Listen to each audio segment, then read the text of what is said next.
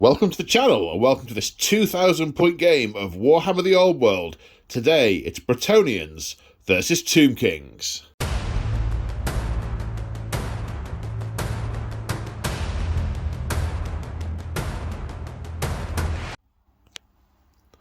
Today on the channel, we are in the lands of Khemri, and the Bretonians are crusading. They have come here to tear down the vile edifices and iconography of the dreaded Tomb Kings, to lay waste to their dead cities. So the story we are playing through today, we are at a snapshot in that crusade. We've already seen an earlier part where the forces were fighting through the Badlands, through the Orc tribe, through the Orc hordes to get here. Now that they're here, things have happened, other stories are being told, which may form the basis of future battle reports, but what we are telling today is the story of what has happened after most of the nobles and their chosen knights have ridden off into the pyramids, into the catacombs, in search of the vile Tomb Kings to slay them. They have left behind them their peasant hordes, their war machines. The handmaidens of the lady have been left with an honour guard of knights to protect them. And in the immortal words of Admiral Akbar, I don't think this was part of the plan. No, sorry, that's not what he said. It's a trap!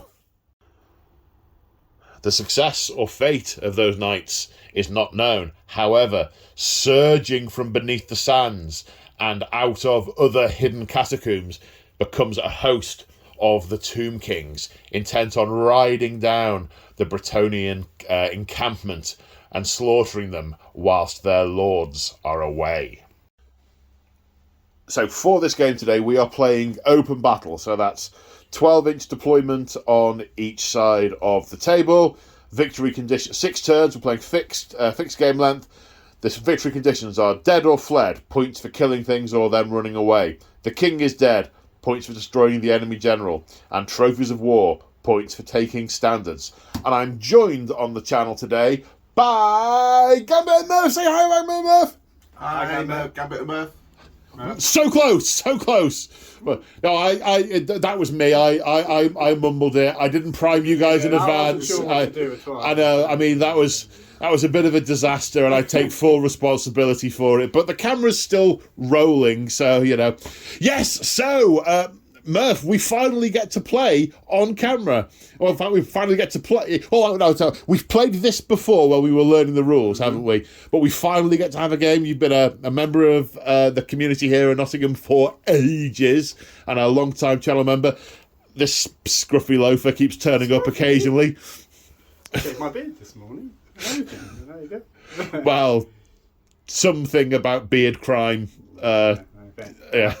Anyway, I digress massively. So since Old World came out, we've been talking about playing a game. You and I made a promise to each other that we were going to have a game of Old World before Easter. We did. And thankfully, we are about to make it. Thankfully, we never specified the year. Very true. So we intended to do it this time 12 months ago, but we are doing it today. Yep, we're there. So it was reinforcements from Murph. A mere week before Easter. A mere week before, still pre-Easter. And to be fair, it would have been before Easter 2026 if it was a week after Easter. So we were talking when we were playing our practice games, and we said, well, why don't we? Because you were both doing Tomb Kings, and you... progress hadn't been sort of lightning fast. We said, well, why don't you guys combine your forces, go up against my knights, and then since then you guys have been motoring with the painting and the playing and everything and all the stuff. Many skeletons ready for you today. Yeah, there is a lot there. Yes, so we are playing 2K, and I'm really looking forward to this. I've been painting some new stuff as well. I've got my Bretonians up to 2K. At one point, I thought I was going to have to do it with magic items, but no, did not have to do it with magic items. And so Tomb Kings. Why Tomb Kings? Gambit. They're pretty. I like them. It's one of the factions that I always looked at when I was kind of like a teenager, and always liked the aesthetics of it. And I've always had a big appreciation for the Jason and the Argonauts film. You know, when the skeletons. Oh yes, the dragon's teeth. Like that. Yeah. Love that Hydra actually. But yeah, absolutely love that, and that's kind of why I jumped on. Right, Tomb we're Kings going to have first words thing, if you correct me about stuff on Sorry, camera. but just saying, you've got to be right when we're on the internet, because nothing's ever wrong on the internet. You're right, yeah. Deirdre. Yeah. Sorry. Fair enough. Gambit. So yeah, that's why Jason and the Argonauts. Ah. You know they're Egyptian and Jason was Greek, right? But same thing. Nah. Close But enough. they were all dead. All skeletons. They were definitely dead. And the Murph, what draws you to Tomb Kings? Love fantasy, and the aesthetic of the Tomb Kings fits well with the old world or fantasy as it was setting, and the new models are cool too. So I've enjoyed painting the bone dragon and bringing that out for the first time today. That is a gorgeous model. It will probably die from new model syndrome, but you know. I did have a version of my list which had the monster killer special rule in, the sort of kill it in one blow, but that cut of the list did not make it. Yeah. So I will not be lopping its head off in one go. I mean, I'm not saying it won't die. I'm going to try for that. But no one's going to be deliberately lopping its head off with the monster killer rule, whatever it's actually called. Well, it has the Leech Priest attached to it, which would be a very bad thing for us to lose early in the game, because that allows us to get our skeletons back at the most appropriate time. So we'll be trying to keep it away from a nightly charge for as long as possible, methinks. Occurring to me now, the Hierophant is the one thing on the dragon that we're probably going to want to The stomp Hierophant around is it, on the dragon. and then we've got points for a warlord, which is probably going to go in one of our units that we charge for. General, Colin. General. Sorry, General. Right, I don't know where warlord. One all. No, sorry. So yeah, I like the way our two musky ply guys were going to just charge right forwards into the knights, right? It should be good. Nothing could go wrong with this. We need to talk. Yeah, okay. So, on that note, let's take a look at the armies. And here we have circa 2k of Tomb Kings, and I have to say, they all look gorgeous. Very different aesthetics. We've got the sort of clean bleached bone of the Gambit on this side, and we've got the sort of really gritty, grimdark, I don't know how you would describe that bone, sort of old bone of the Murph on this side. And as a combined force, it looks lovely. We've got big, nice rank and file, we've got cavalry, we've got archers, we've got artillery, we've got that thing which is terrifying me. We've got swarms, we've got Ushabti, we've got Tomb Guard, we've got heroes, characters. It looks gorgeous. So first off, this is my first time playing against Tomb Kings. So you have the special rule Nehekar Undead, which applies to all of them. You've got other rules like Dryer's Dust, which applies to some models, which is extra damage against flaming things, but we'll come to that as and when. But Nehekar Undead, so that gives all the units a bunch of special rules, doesn't it? Okay, so what are the rules that it gives? Well, first of all, the models cannot march. So that applies to all of the Tomb Kings models, right, unless they've got fly. No marching. No okay. Marching.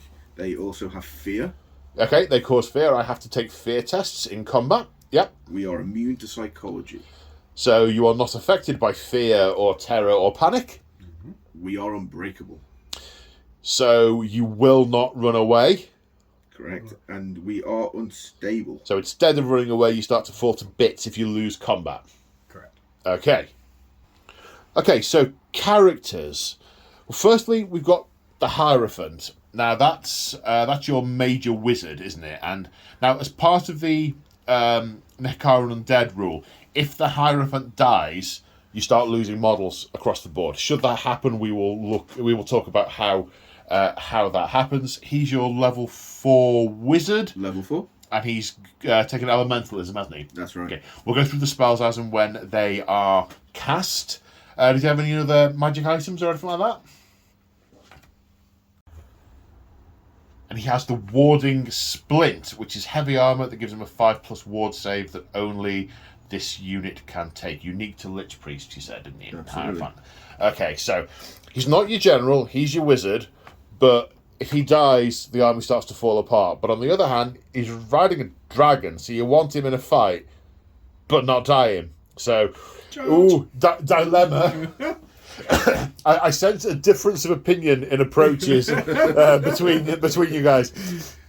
Okay, other heroes. We have it's a battle standard bearer. Yes, we have a BSB, and he is there to basically allow re-rolls of leadership tests. Okay. The reason the leadership test is important is that the Necrotect that's next to him, he has a special ability called Eternal Taskmaster that allows me to buff the unit that he is in, and the Tomb King itself has an ability called My Will Be Done, which will allow a variety of buffs. But both of those work on a leadership test, and the BSB allows those leadership tests. These guys all go in that unit, so that's your hammer. Yes, that's your hammer. Righto. So what's the actual unit called for this one? That's a Royal Herald. Royal Herald. That's the Necrotect. Okay. That's the Tomb King. Okie dokie. And then Mr. Gambit, sir, over here we have a level 2 priest. What's it called? Don't say Gavin. Bob. I know you. He looks like Jeff. We've met before. Mortuary priest, aren't they called, I believe? That is a mortuary priest. So level 2, he's got one of the standard spells, which is Incantation of the Desert Wind, which is a movement buff. I think you roll a certain amount, you'll be able to move your unit. You roll a mega amount, you can move everything within your command range in a reserve move, which is pretty nice. And you went with Necromancy for your standard spells. Yes. So yeah, these are all part of Necromancy. We will cover the Necromancy spells as and when you come to cast them. Has he got any magic items? I don't know, Murph. Does he have any magic items? You guys, you can maybe work out who wrote the list. No magic items. I have to say, this is very on brand for Gambit. I remember the time he turned up with his Dark Angels and asked me what the stats for a bolter were. Well, you just got to check these things. That's fine. Checking them implies you looked at them previously. It implies repetition of the acquisition of knowledge. I like the way he's got no magic items, because then I don't need to remember anything, which is not a bad thing. So that's all the heroes. Yeah? Okay, so it looks like we also have a unit of Tomb Guard. Anything special given to them? The basic rules we'll cover when they come up, but do they have any banners or items or anything like that? So yes, this guy, the unit champion, has the Death Mask of Kamut, which gives the unit terror. Correct. Super scary stuff. Okay, now other things, we've just going back to the Battle Standard Bearer, he has a magic icon, doesn't he? He does. The icon of the Sacred Eye, and that gives a +1 modifier to the weapon skill of the unit that he is in. Oh, +1 weapon skill. Nice. So that is a Death Star unit. Okie dokie. Right, so we've got the Tomb Guard. Then we've got... I can't remember what these guys are called. It's got a K in it. Ushabti. Great bows. No Ks. Okay, so they're big and shooty, literally big and literally shooty. Yeah, they have 5 shots each, and they also have something called the Arrows of Asaph, which is a rule that applies to the skeleton archers as well. But with the skeleton archers, it allows them to always hit on a 5. Because of the weapon skill of the Ushabti, it allows them to always hit on a 4, with 5 shots each. Okay, that's... I think they are not killers. Painful. That sounds painful. Yeah. And I happen to know you rolled the anti-armor spell with. It's a problem. Okay, so you've got a Tomb Scorpion and some swarms. Are they both going to be ambushing? They will all be held as ambushes. Ambushes. So they may turn up on a table edge in a future turn. Then we have a Casket of Souls. Now that can do either a buff to one of your units, or a Neeming Death spell on one of mine, can't it? Yeah. It's a level 4 wizard. It basically counts as a bound spell, doesn't it? The nice thing about the Casket of Souls is you can cast a buff early on, and if that goes off, then good. But if you then want to, in a later phase, cast the shooting death spell, Indiana Jones-esque.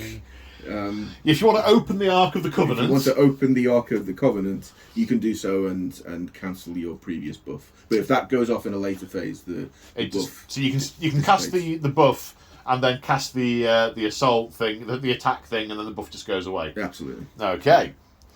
So then over here we have what looks like 8 skeletal cavalry. Yeah, skeletal horsemen with the full command squad at the front there.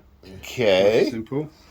16 archers, as you say, they get Arrow of Aspath, so they're always hitting on 5, no modifiers, literally always hitting on a 5, which is good. This is really the first time I'm going up against anything ranged, and I'm now realising, when you were describing what they can do, and that, why a lot of the items in my list exist, because you get them against enemy units that are using the dishonourable range stuff.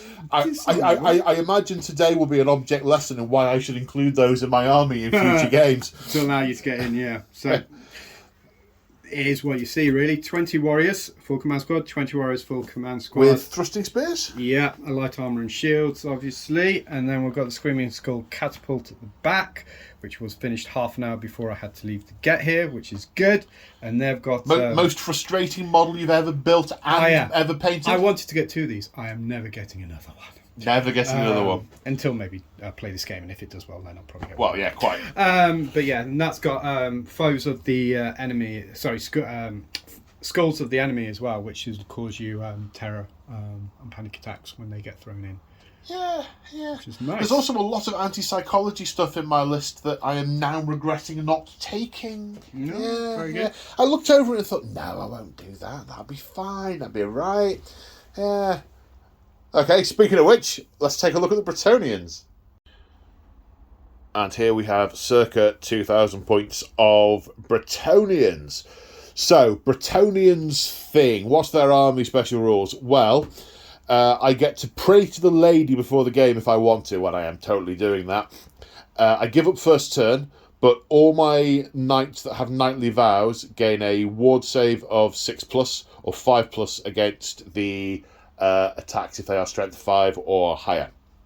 I will be doing that. I can lose it if I run away at any point, and the peasants don't get it because peasants. And technically, these ladies don't get it either. Or maybe they do. Do they have the rule? I'm not sure. I don't know if they can't remember. They will have blessings of the lady. They are handmaidens of the lady. I am sure they do. Bretonian war horses. All of these are Bretonian war horses. You'll see here, these are slightly smaller horses, but they are on little handy conversion things to be the higher base size. So they are paid for as Bretonian war horses. They all get to re-roll 1s for charges, movement, swift stride, all that kind of stuff. We've got a bunch of different knightly vows. The short version of it is if any peasants run away near the knights, they don't care. The knights don't care. The Grail Knights have the Grail vow, which makes them immune to psychology and stubborn. So all that terror malarkey and fear that you guys have got, they do not care. In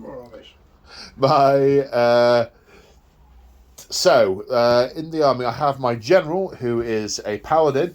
Not to be mistaken for the paladin who accidentally got everyone killed against the orcs. That was... The heraldry is the same. That was one of the younger sons. Now one of the elder sons has been shamed into staying behind and looking after the peasants because their house is in, it's falling in their esteem. Looks very similar, but that's because of their heraldry, you see. It's not to do with it being the same model. So... this is the general. He's my paladin. He has the Grommel Greathelm, which gives him, in conjunction with all the other stuff he's got, his armor save is 2+ re-rolling 1s. He also has the Vow of Purity, which the Knightly Virtue of Purity, which gives him a ward save of 5+. There were all sorts of different ones I thought of maybe taking. I've used the Vow of the Virtue of the Joust before, and it's never come into it, so I thought I would try something different. So he has a 5+ ward for the duration of the game. He also has the Gauntlet of the Duel. So if I slap a skeleton in the face, they cannot refuse a challenge. Okay, then we have the Prophetess. So she is a level 4 wizard. I've given her the Law Familiar, Arcane Familiar, Law Familiar. I gave her the one that lets her choose her spells. So I have chosen her spells from Elementalism for the ones I actually want. Then we have Damsel, who's a level 2 wizard from Battle Magic. She has the Ruby Ring of Ruin, so she has Fireball regardless of... in addition to her additional... It's a bound spell. It's a level 2 bound spell, which is just as well, because the 2 spells I rolled for her, neither of them will actually work on the Tomb Kings. So one of them's gone in the bin, and the other one I've selected a signature spell, and I can't remember off the top of my head what it is. So... What else are we looking at? That's the heroes. What else are we looking at? Well, we've got 2 trebuchets. These will sit in the backfield and throw rocks.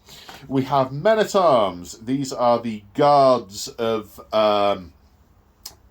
the Duke's household. These are professional peasant soldiers, and they will mostly be dying and maybe getting involved in a scrap. Their leadership goes up if they are near friendly knights who are not running away. So they potentially can stay for quite a while. I need to double the size of these units because they are super cheap units, and I could build them into one unit, but they have different hats, and it wouldn't look right. So they got brimmed hats and no brimmed hats, and I just couldn't do it. Both units have got Grail monks with triptychs, which basically means the units have 2 champions, but also once per game I can automatically choose, rather than rolling the dice if I lose a combat, I can choose to fall back in good order. Because the unit has shield wall, I can once per game choose to make fall back in good order give ground. So they can potentially stay around for a little while early on in the game. That's if they don't run away screaming at the terror in the first instance, which I deem quite likely. Alright, then we have the Grail Knights. So these have got all the things. These guys are really, really hard. They hit like a brick, but they are, as with vast majority of things in Old World, they have 1 wound. So they also crumble if they get lots of arrows and or skulls thrown at them. The Grail Guardian has the Giant Blade, which is additional strength and multiple wounds. So he has a flail, so rather than pretending he has a lance, I've given him a better hand weapon. And 2 units of 10 Knights of the Realm. That's what I didn't mention at the start, Lance Formation. So Lance Formation is slightly different. When a lance gets into combat, every model on the outside of the lance counts as being engaged with the fighting rank of the enemy unit. So that means that the entire fighting rank of the enemy unit is engaged, but as are all of the outsides of my lance. Also, you take casualties from the middle of the ranks, and there are all sorts of rules for blunting the lance if I don't make charges and so on, but we'll come on to that should it come up. And just need to check which unit it is. I think it was this one. This unit has got the blazing standard, which makes all their attacks flaming. So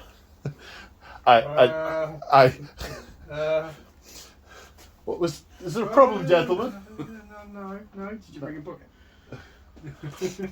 And believe me, I could have got... at one point, when I was looking at all the magic items, nearly everything was flaming, and then I thought, this is taking the mickey a little bit, so I toned it down. But they have the blazing standard. And I think I've remembered everything. But who knows? Maybe, he's got the Gauntlet of the Duel as well. It's an extremely common item, so I can give it to multiple people. This knight here can also slap a skeleton in the face and say, "Fight me!" And they can't say no, really. Possibly because of confusion, but also possibly because of, magic or something. And that is my Bretonian list. Let's go on to deployment. And here we are after deployment. So the Bretonians, we have Trebuchet on hill, Trebuchet not on hill, peasants, knights on foot. Then over here on the right, we have the 3 lances of knights. It feels like I should have a 4th lance there to drive straight into that building. Drive a horse. And I've got, where are my heroes? I've got my paladin and damsel in the flaming unit of knights. Didn't want them to be in the flaming unit of knights, just this is how it's happened. I'll talk about that in a minute. Regular knights, and then the Grail knights with the handmaiden. Over in the dead zone, on the left, we've got the Ushabti, then skeleton cavalry, skeleton archers, skeleton warriors. In the middle, we have a massive rock-hard nugget of about 8 characters in the Tomb Guard. Then the Casket of Souls, then the Dragon, then some more warriors, and the Screaming Skull Catapult on the hill. Now, in terms of how this happened from a deployment point of view, the Tomb Kings dropped first. It was warriors. I put some blocks on here. Then we sort of went back and forward here a little bit. Then war machines went down. Then there was debating around Dragon, Ushabti, and knights and heroes. So the discussion between the enemy generals was around getting the Ushabti in range of the trebuchet to shoot that first turn, because I have prayed to the lady, so I will not be going first. The Casket of Souls being in range to try and zap whatever can be zapped. And I still elected to put my Grail Knights there, irrespective of the fact that the zappage is coming. My original thought was to have a unit going down the side, and I wanted to have that being my general's unit with the one of the casters in it. But with so much magic, level 4 bound spell, level 4 wizard in the middle, I wanted my level 4 Dispeller to be in the middle as well.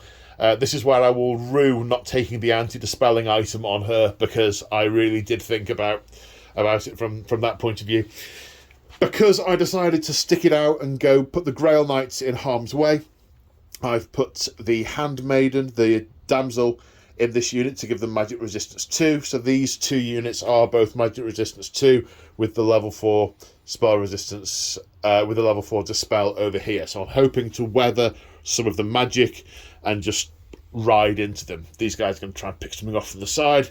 I think, in all honesty, it sucks to be you guys. I think you guys are going to get rolled over.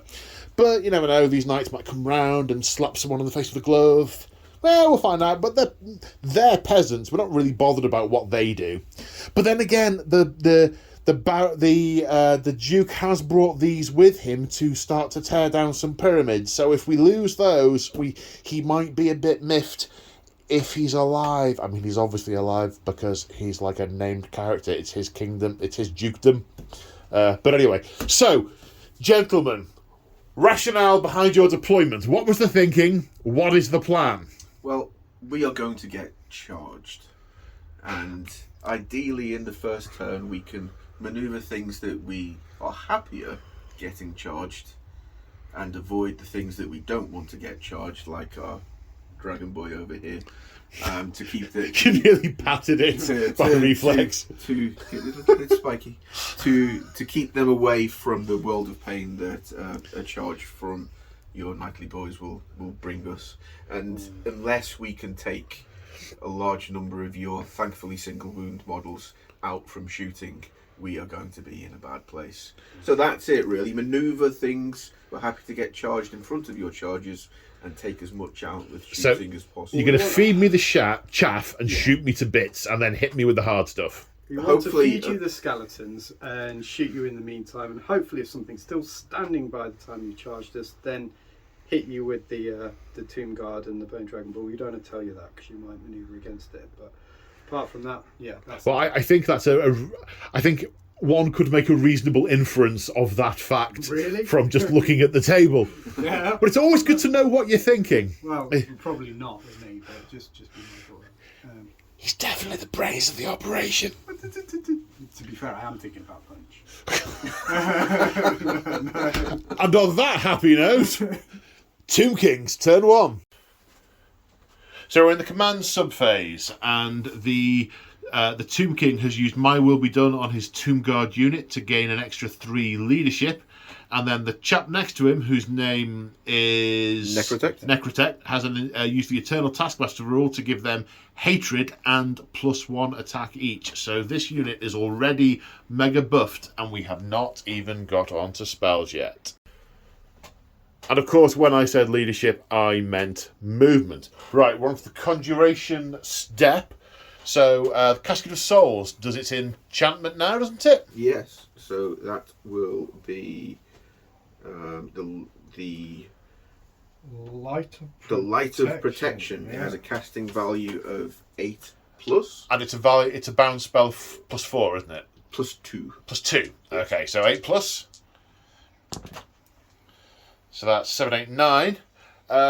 Do I try and do a Fated Dispel? What's it do? Whilst this bound spell is in play, this model and any friendly unit within 18 inches of this model gains a 6+ ward save against any wounds suffered. In addition, while this bound spell is in play, enemy units suffer a -1 modifier to any rolls to hit made against this model and any friendly unit within 18 inches of this model. And it remains in play. And it remains in play. I think I'll let you have that, and I'll try and dispel it in my turn. Hopefully, we get rid of it ourselves by blowing me up. By blowing you up. Yeah, quite. And over here, the Lich Priest is going to attempt to cast Deathly Cabal, which is casting value of 10. Yeah. So 2d +10. Okay, so that is not it. That is not it. Next, we have Incantation of the Desert Wind from the same character. Has multiple casting values. Yeah, looking for a 6 or a 10+ here. So that's 7, 8, 9. So that means that the unit that the caster is in can do a reserved special move. And that means you can move after in the shooting phase. Correct. I mean, I'm not inclined to dispel that because I want you to get closer. So yeah, fine. Works for me. And the big guy on the Bone Dragon, doesn't have any enchantments or hexes that are in range, so no casting in the strategy phase. No models to rally, so we're on to movement.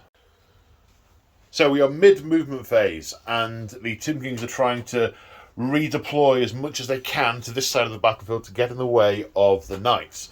So the Bone Dragon has moved and is attempting to cast Travel the Mystical Pathways on the unit that can also have a reserve move. So it's going to kind of across the board. So Travel the Mystical Pathways casts on a 10. A 10. Okay, 2d6 +4. Oh. Go on. 7 +4 is 11. It is cast.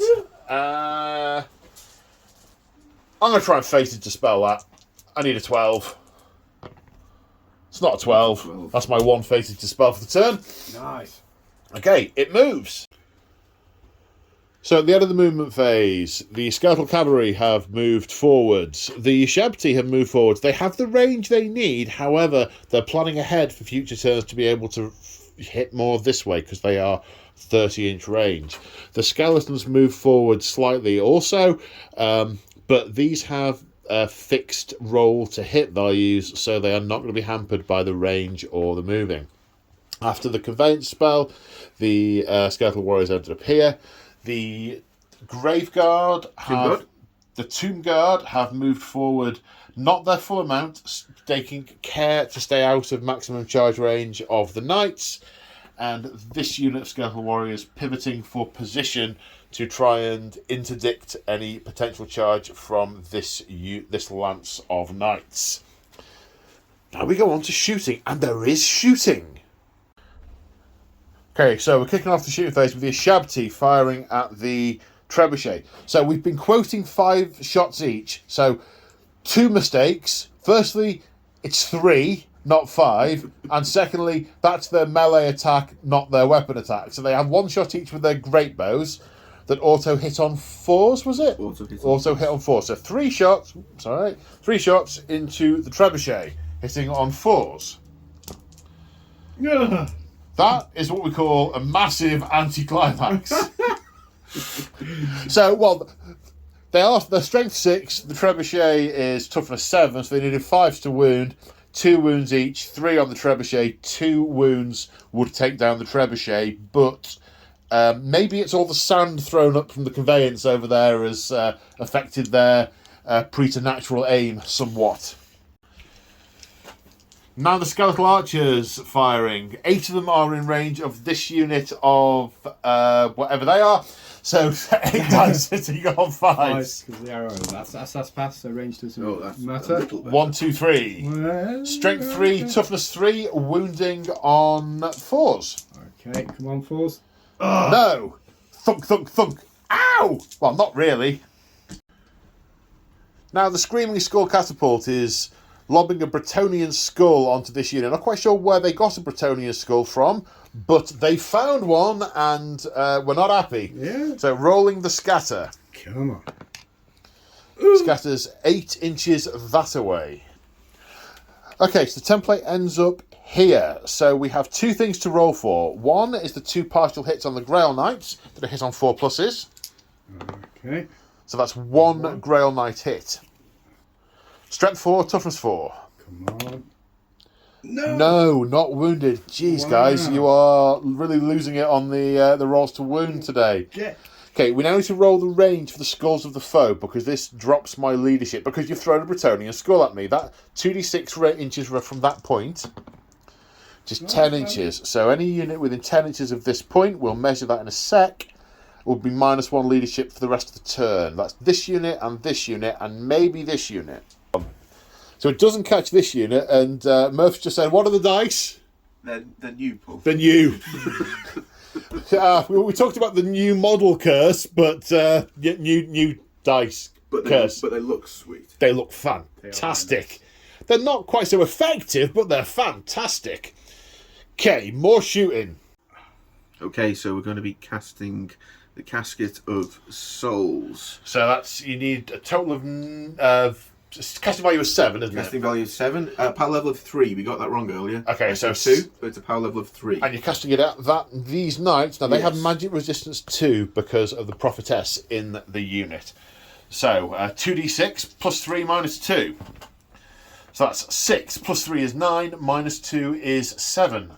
So that goes off. Just. By the skin.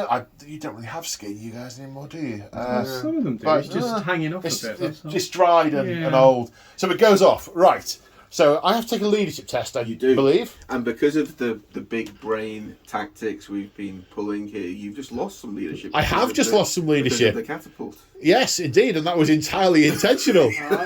Okay, so in a leadership test of 7 or less, it affects how bad the boom is. Okay, I have failed, but I'd have failed either way. That is glorious. So what does it do now? Okay.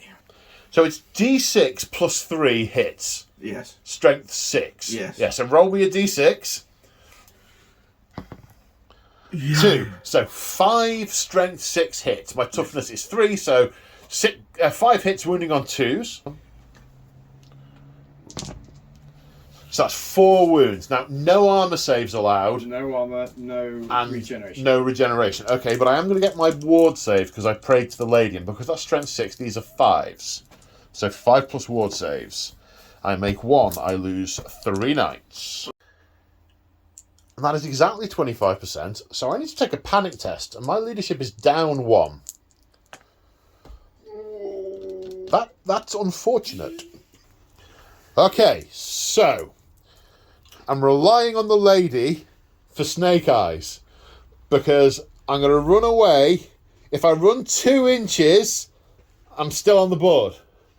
And I didn't really realise this at the time. It's about 700 points in my army. So I very much need snake eyes. For the lady? Oh. Right, so they're gone. So that happened. So that's my general, my level 4 wizard, and my flaming knights. There's a reason I think ignominy runs in that guy's family. He failed last time, and he was left here to defend the ladies. One whiff of a burning Bretonian skull. Someone opens the Ark of the Covenant, and he's off. Right, yeah, he's going to be scrubbing the stables with the peasants. by dawn. Although he will survive and he'll be able to tell any story he likes. The Grail Knights, being immune to panic, turn and spit on the floor as their comrades run off the battlefield with 35% of the army from one attack in turn 1. So, splendid. Remaining shooting attacks. And then the reserve move for the skeletons up here. And then there is no combat. So, that is the end of Tomb King's turn 1. So, the luck was mixed. Not too good with the shooting over here, but different look over here. How do you think it went, guys? I think it was okay. I mean, taking out your mega unit of death with rather bad leadership tests. Yeah, and to be fair, it was quite imprudent of me, with hindsight, and I didn't do this intentionally, to put all the heroes in one unit. We may have made the same mistake. Well, I am going to throw the trebuchets at them. I mean, we need to work out what on earth we can do. I mean, the Grail champion is now taking command of the battlefield, and we shall see. But his leadership's down. But then again, he won't panic. Do you have any wizards left to dispel anything? I've got her. She's level 2. But the reason I took a level 4 in the first place is I keep getting outclassed by higher level wizards in all the previous games I've got. But she was, and ironically, she could have attempted to dispel the spell. But even though she was being affected by the spell, she was 5 inches out of range to be able to dispel it. So couldn't do anything there. Her magic resistance nearly made the difference. It's going to be interesting to see what I can do tactically to try and recover, because we were given two things to do. Defend the trebuchets, because they need to take out the pyramids in a bit when the Duke gets back from inside the pyramid, where nothing bad has happened. In the opposite way. No, that was the paladin who was just left behind to guard. Yeah. He was on picket duty, and protect the handmaidens. One of whom has run away, so she's presumably safe because she's run off. So this handmaiden, right, okay. Bretonians, turn 1. So, end of the movement phase in Bretonians turn 1. I really need to try and protect the trebuchets now. Now, I know there are ambushes that could come in from the side. Nothing I can really do about that. Pushing the men-at-arms forward to meet these guys. The knights forward here to meet those guys. I'm going to have to deal with the dragon and or some tomb guards on turn 3 or 4. Maybe I could have done some damage by them with the trebuchets. Over here, wasn't in charge range with the Grail Knights, and just running the Grail Knights up here was suicide. I don't think I could take out the whole unit, and there's 3 characters in there to hit back. Then counter-charge from a dragon, albeit in a couple of turns, because its facing is not aligned for another charge. But I was out of range anyway. But moving up into there, I think, would be imprudent. So, I've gone for a positioning turn. I've marched with both of these units, moving the Knights of the Realm as far forward as I can. For maybe turn 3 charges, I want to try and focus on one bit of the battlefield. The Grail Knights, similarly. Very little I can do with the spells for the Handmaiden, because as I said, both of the spells I rolled at the start of the game don't do anything again in this scenario. One was the Curse of Arrow Attraction, which I have no archers, and the other was what's it called? The Curse of Cowardly Flight, to make my enemy take panic tests, but you don't need to panic. So I've got Hammer Hand as the signature spell, and I've got the Ring of Ruby Ruin for the bound fireball. But I've marched and so can't use it. So I'm positioning for later turns, see how long I can hold out here, and see what damage I can do with the trebuchets. So I think I now need to think about where the real threats are coming from and what I can do with the trebuchets. I want to try... Those archers are a problem, but they're not the biggest problem I've got. Prime targets. I mean, I'd love to start throwing some rocks into these guys, but that's their problem very much for later. I want to deal with the range at this point. And for me, I think it's the Casket of Souls and the Screaming Skull Catapult that I need to do something about. So I am going to trebuchet them. Trebuchet! So this Casket of Souls is public enemy number 1. And so trebuchet number 1. Aiming for it. 2. Does it still clip it? Oh, it's a tape measure. Right, it's a partial hit, so it'll be hit on a 4+. It is hit. So a partial hit from the trebuchet is strength 5. Toughness of the Casket of Souls is 6, so wounding on a 5. It's a wound. Does it have a save? It does have a regen of 6, so 5. Has a regen of 5.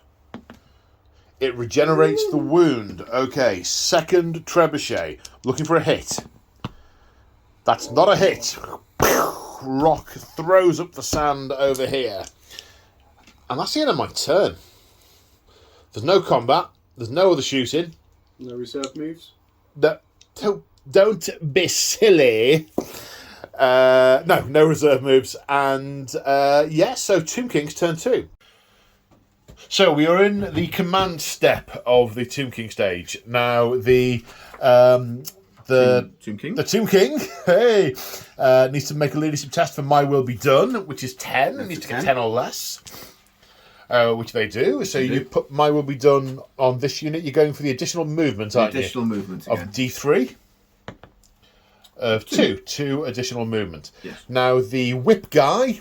He has leadership of 7. He needs to make a test to do the Eternal Taskmaster. That's the one. And that will give the unit hatred and one extra attack. Okay, you can re-roll this because of the battle standard, which you need, 6, which you don't need to do. Now we talked about this earlier. It's a special rule of the Tomb King's battle standard that lets him re-roll that test. Now we're on to enchantments and hexes. So first off, Light of Protection from the Casket of Souls goes off on an 8. On an 8. Power level 3. That's 8, 9, 10, 11. Yeah, you can have that. That's your regeneration save with everyone within 8 inches, isn't it? Yeah, I am not going to try and Fated Dispel that. My only Dispeller is quite a way out of range of everything else, so I'm down to my Fated Dispel, which I think I might say for the shooting phase when that does its vortex of... That's the Light of Death. When you lift the lid, basically. Yeah. Next, this guy is casting Deathly Cabal. On a... Need a 10 plus, but so 8 says a level 2. So 9, 10, 11. So that gives them a 6 plus ward, and it would give them fear, but they've already got fear, so it gets upgraded to terror. So if we... Okay, if you declare a charge against that unit, they might run away. Okay, right. Do I... Oh, you got a total of how much? 11? 11. No, you can have that. Oh, thank you. Have that, yeah. All right. Next. Okay, so next is Incantation of Desert Wind, which goes off on a 6 and or 10. So that's 9, 10, 11. So anything within its command range gains a reserve move. Yeah, that's correct. Okay, so that would really just be the Tomb Guard. The Tomb Guard, yeah. So these guys both get reserve moves. So it's Move City. You guys said these were slow. Yeah, there's tricks. Yeah. Wow. So, declaring charges. Where are we going to charge, guys? Yeah, the Skeletal Horsemen are going straight into They're charging the Men-at-Arms. I can call them peasants. You call them Men-at-Arms. Men-at-Arms. Yeah. All right, you can call them peasants, dude, because they're just peasants. Okay. So, Skeleton Warriors going straight forwards into the Knights. They've got their terror, yeah. Now, so see before I declare my charge reactions, I have to make a leadership test, or they are forced to flee. Yeah. My leadership's 8. Oh, no. That's a 9. Dude. So I'm running away. Fortunately, technically the crew are only tokens. It's the base of the trebuchet. And the base of the trebuchet, it doesn't matter how far they run, the trebuchet is going to be all right. Thankfully. Now, I've just checked some rules to make sure, to see if these guys are going to panic and run off. But I don't think they do, because it's a panic test, not a break test. It's just heavy casualties. What became quite apparent was that The knights should only have run away if they took more than 25% casualties, not exactly 25% casualties. Now this man asked me about 8 times, are you certain you've done everything right? We're adding the phrase, I feel really bad, and is it normal to feel this anxious when we're doing a battle report? And I said, I have checked everything, it's entirely fine. And so, this is very much a learning moment for me. That is one rule I am never, ever going to get wrong again. And that's the gift that I have received for this. Anyway, right, running. And also, to be fair, the guy said, well, let's bring them back on, or let's go back to that turn. And I'm like, no, I'll never learn if I don't suffer. Right, how far am I running? 6. Okay. So, I can't... Oops. Yoink, didn't see that. I can't declare a charge reaction here because run away and lost the blessings of the lady. To be fair, the lady has left. She has left the building. It will be a failed charge, which means you do roll the dice and you'll move forward the highest dice. My charge over here is to stand. Now, I know you can fire 3 rounds a minute, but can you stand? Obscure reference, not relevant, we don't use guns. Anyway, so, 2d6 to charge, counting the highest. So 5 plus 8 is 13, and then Swift Stride on top. Yep. 13 plus 8 is 18. And the skeletal cavalry smash into the men-at-arms. Right, there's a reason you knights were given picket duty, there really is. Right, now we go on to the remaining moves. Sub-phase. We roll this charge? Oh yes, you do. Oh, yeah. 2d6, and you move forward the highest dice roll. You go forward 6 inches, and then we'll go on to remaining moves. So, at the end of the movement phase, the Ushabti have wheeled and moved up. They're looking at a potential counter charge. If I counter charge there, they can potentially counter charge into that flank. These guys, they failed their charge earlier. The Tomb Guard have wheeled for position. They're going to get their reserve move because of the enchantment that's on them. What was it called? The movement of dust thing. Basically, the bit in the Mummy where he turns into dust and then goes across the desert really, really quickly. So they'll get to move some inches. Because my will be done is giving them an extra couple of inches. They'll get to move again in a minute. Casket of Skulls has pivoted towards these knights. Sucks to be you. And the Bone Dragon has flown over here to get position for later turns. The Screaming Skull Catapult also pivoted. And then the Skeleton Warriors have gone forward, which means if there's anyone left, I will get to charge someone next turn, which is fab. So, we're on to shooting. Where are we going to start with the shooting, gentlemen? Right to left again? With the Casket of Souls going after the catapult, so a Ushabti catapult casket. Yeah, sounds good. Let's do it. Ushabti into Trebuchet. Yes, trying to redress the balance for the probability early. Hitting on 4s. Hitting on one 4s. shot each. There you go. That's better. Strength 6, toughness 7. Yes. Wounding on 5s. With Armor Bane 2. I don't have a save. So they are both as close to 5s as it is possible to be without actually wounding. Nice. There's a couple of giant arrows stuck in the trebuchet, but you haven't hit anything vital like hinges or spigots or anything of that nature. And the engineer in the room has just pointed out that a spigot is a fluids connection, which means I was right. It definitely didn't hit any spigots. I don't know what I meant when I said spigot. It was bringing flashbacks to Skyrim, where you would find random spigots in the forest. Sounds vaguely technical, so no spigots were damaged in the firing of those great bows. Now, these archers firing at these men-at-arms. Everyone in the front rank can see at least one of the men-at-arms. So that's 8 from the front rank and then half from the rear rank of volley fire. A total of 12 shots hitting on 5, sir. That's some hits. 1, 2, 3 hits. Is that 3 hits? That's only 3. 3 hits. Okay, wounding on 4s, because strength 3, toughness 3. 2 wounds. Light armour and shields, 5+. No. Thunk thunk. 2 dead peasants. Now the Screaming Skull Catapult is firing at this unit here. Has to go in the centre.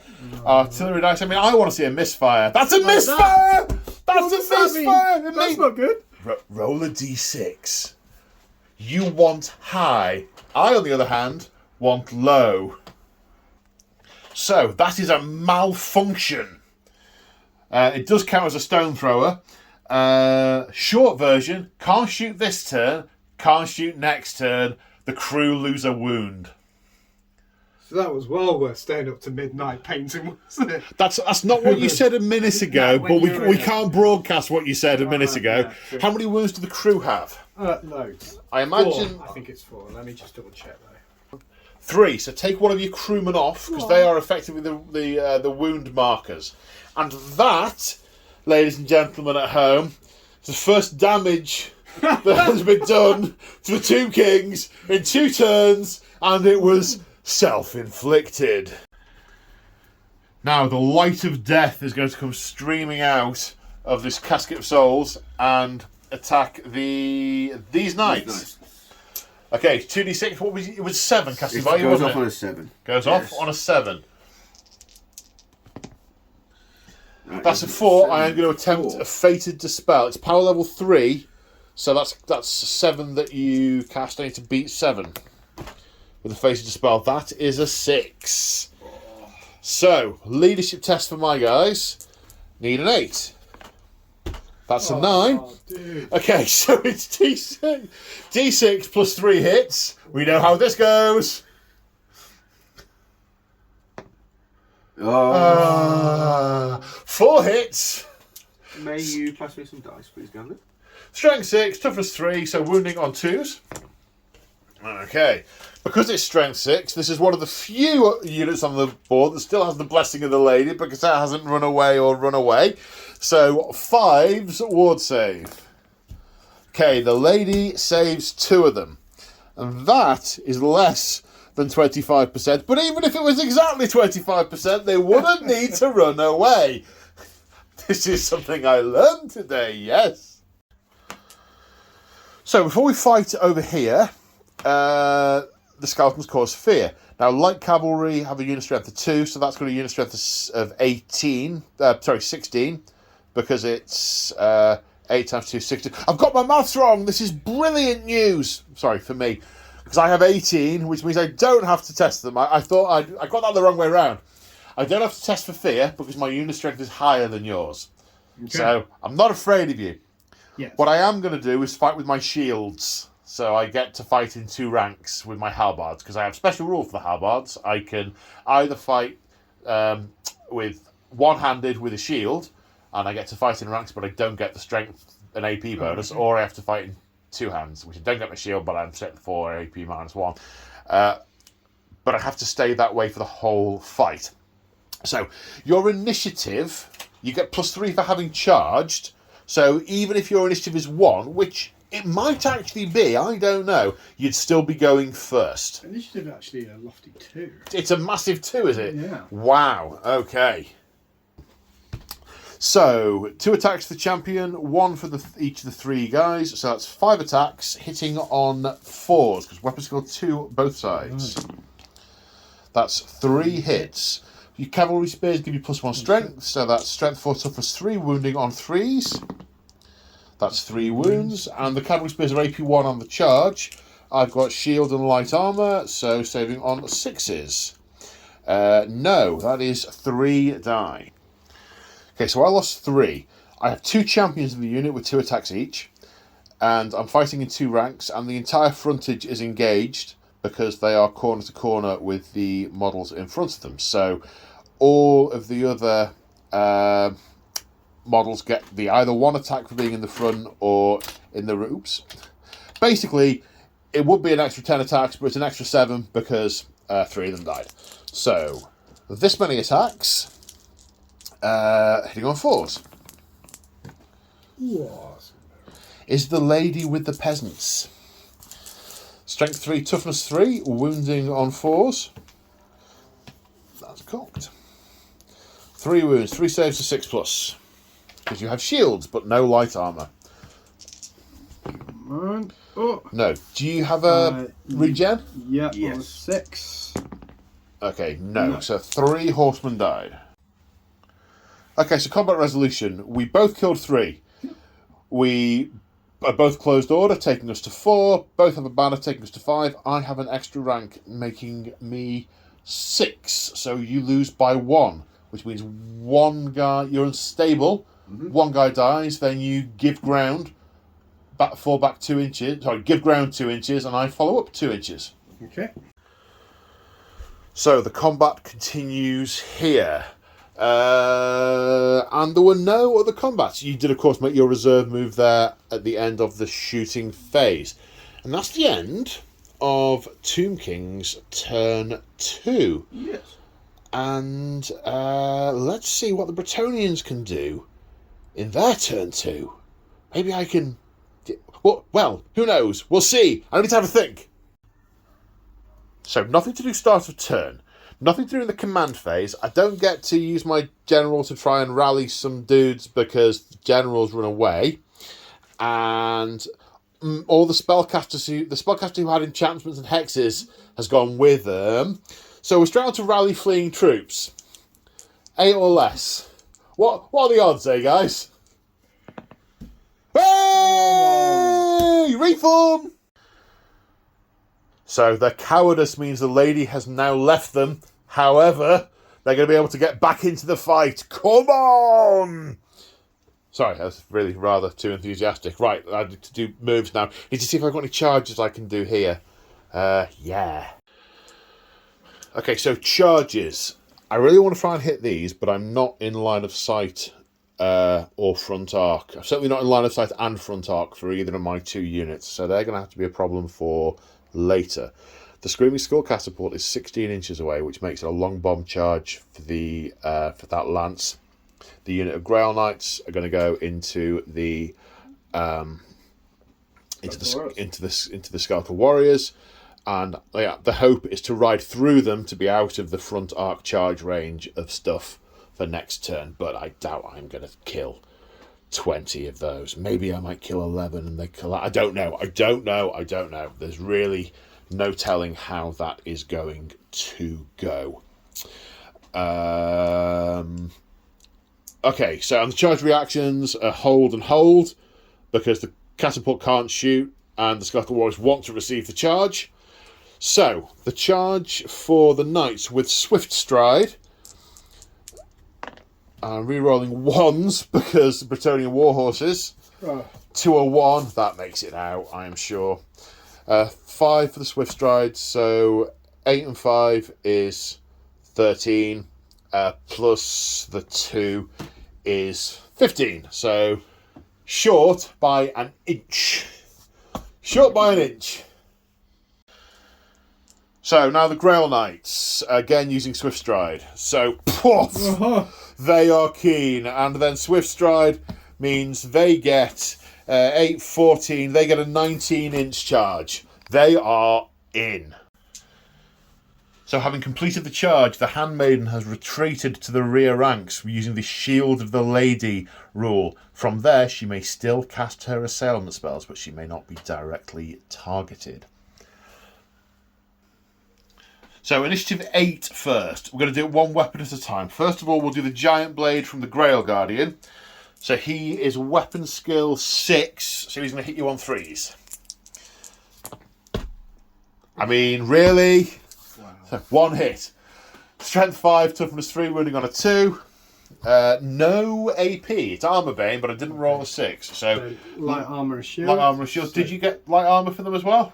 Ooh, I always do that as default, but I don't know. Do we get light armor on the Skeletal Warriors? What? 1 minute. No light armor. So just a 6 up shield save. Woo-hoo! Yes. Okay, so the Grail champion sucks. Right. Now we've got 10 attacks with the lances from everyone else. These are going to hit on 3s. It's 5 misses. Strength 5, toughness 3, wounding on 2s. AP2, so that's straight through. So this is 5 regeneration saves of 6+. No, so that's 5 go down to those guys. Right. Then the Bretonian warhorses, which has just reminded Gambit that he didn't fight with the steeds over here, but that's not a mistake we'll make twice. Well, maybe we will. It hasn't had quite such dire consequences as other mistakes that may or may not have been made today. So the warhorses have got a higher weapon skill, so they're going to hit on 3s. They hit better than the Grail Knights, thank you, warhorses. Strength 3, toughness 3, force to wound. 3 wounds, 3 saves of 6+. No. Then 3 regeneration saves. No. 3 more die to the horses. Now, at initiative 6, the damsel is going to attempt to cast Hammer Hand. Casting value of 7. That's 5, 6, 7. So you're in range to the spell with your level 4 wizard. So you need to 2 dice plus your wizard level. You are totally going to do this. Yeah, okay, so Hammer Hand didn't happen. Now, attacks back, you've got your champion and 1 other. So 3 attacks back. 3 attacks back, come on! Hitting on possibly 5s. Well, it's got 2 against, 6. It's going to be... We need to check the chart. Yep, you're hitting on 5s. Come on, 5s. There's 1. Strength 3, toughness 4. No. Okay, so... Resolution. I kill 8. 1 for my banner. 1 for my lance formation. My maximum rank bonus is 1, and I have a rank, so that's...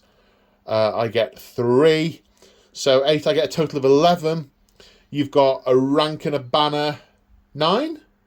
Yeah, I think so. A rank and a... Close order. Rank, banner, close order. So that's 3 points for that. So 3 takes it down to 8. So you lose by 8. So 8 fall apart, and I do not overrun the whole unit. You'll fall back. You will thingy 2 inches. Give ground. That's the one. So after giving ground, I end up here, and I am going to get charged in the side by the Tomb Guard and the 3 heroes.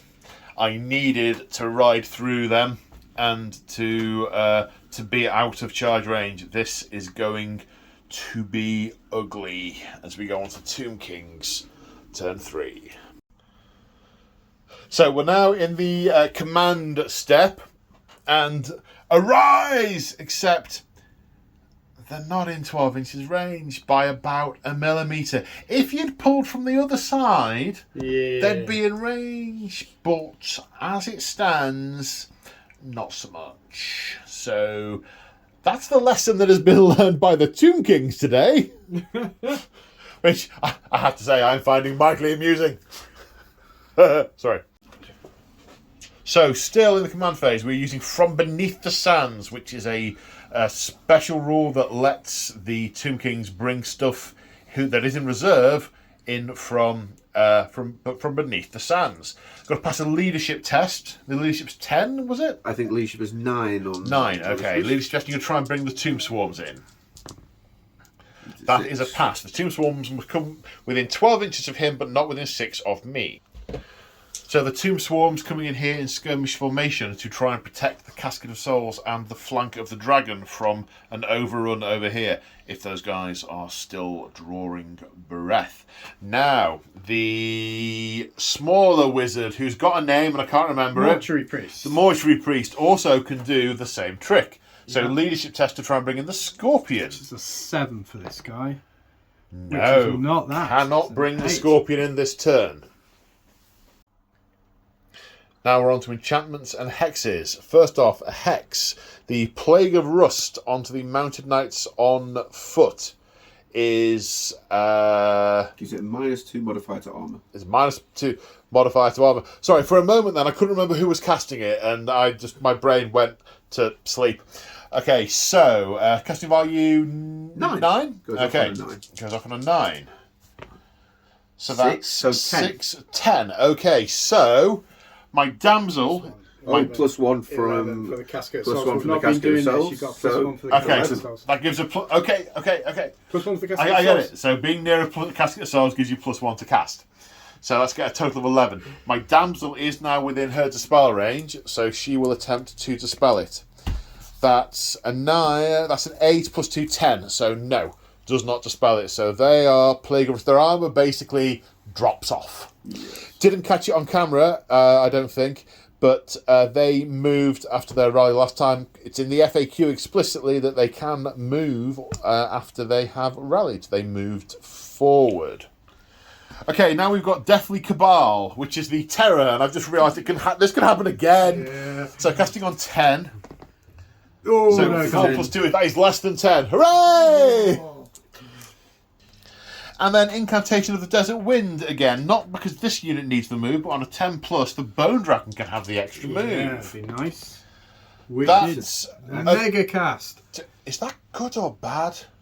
It's double 1 that's bad, isn't it? Or is it double 6 that's bad? Double 1 is bad. Double 1's bad. Double 6 is good. Double 6 is fine. Okay, Yeah, okay. that's been cast. That's fine. It can do a reserve move, no problem. At least they don't cause terror now. Forgot to mention earlier when we did the command phase, we did the My Will Be Done, which has given them plus 1 initiative, which on the charge is going to be enough to beat the Grail Knights.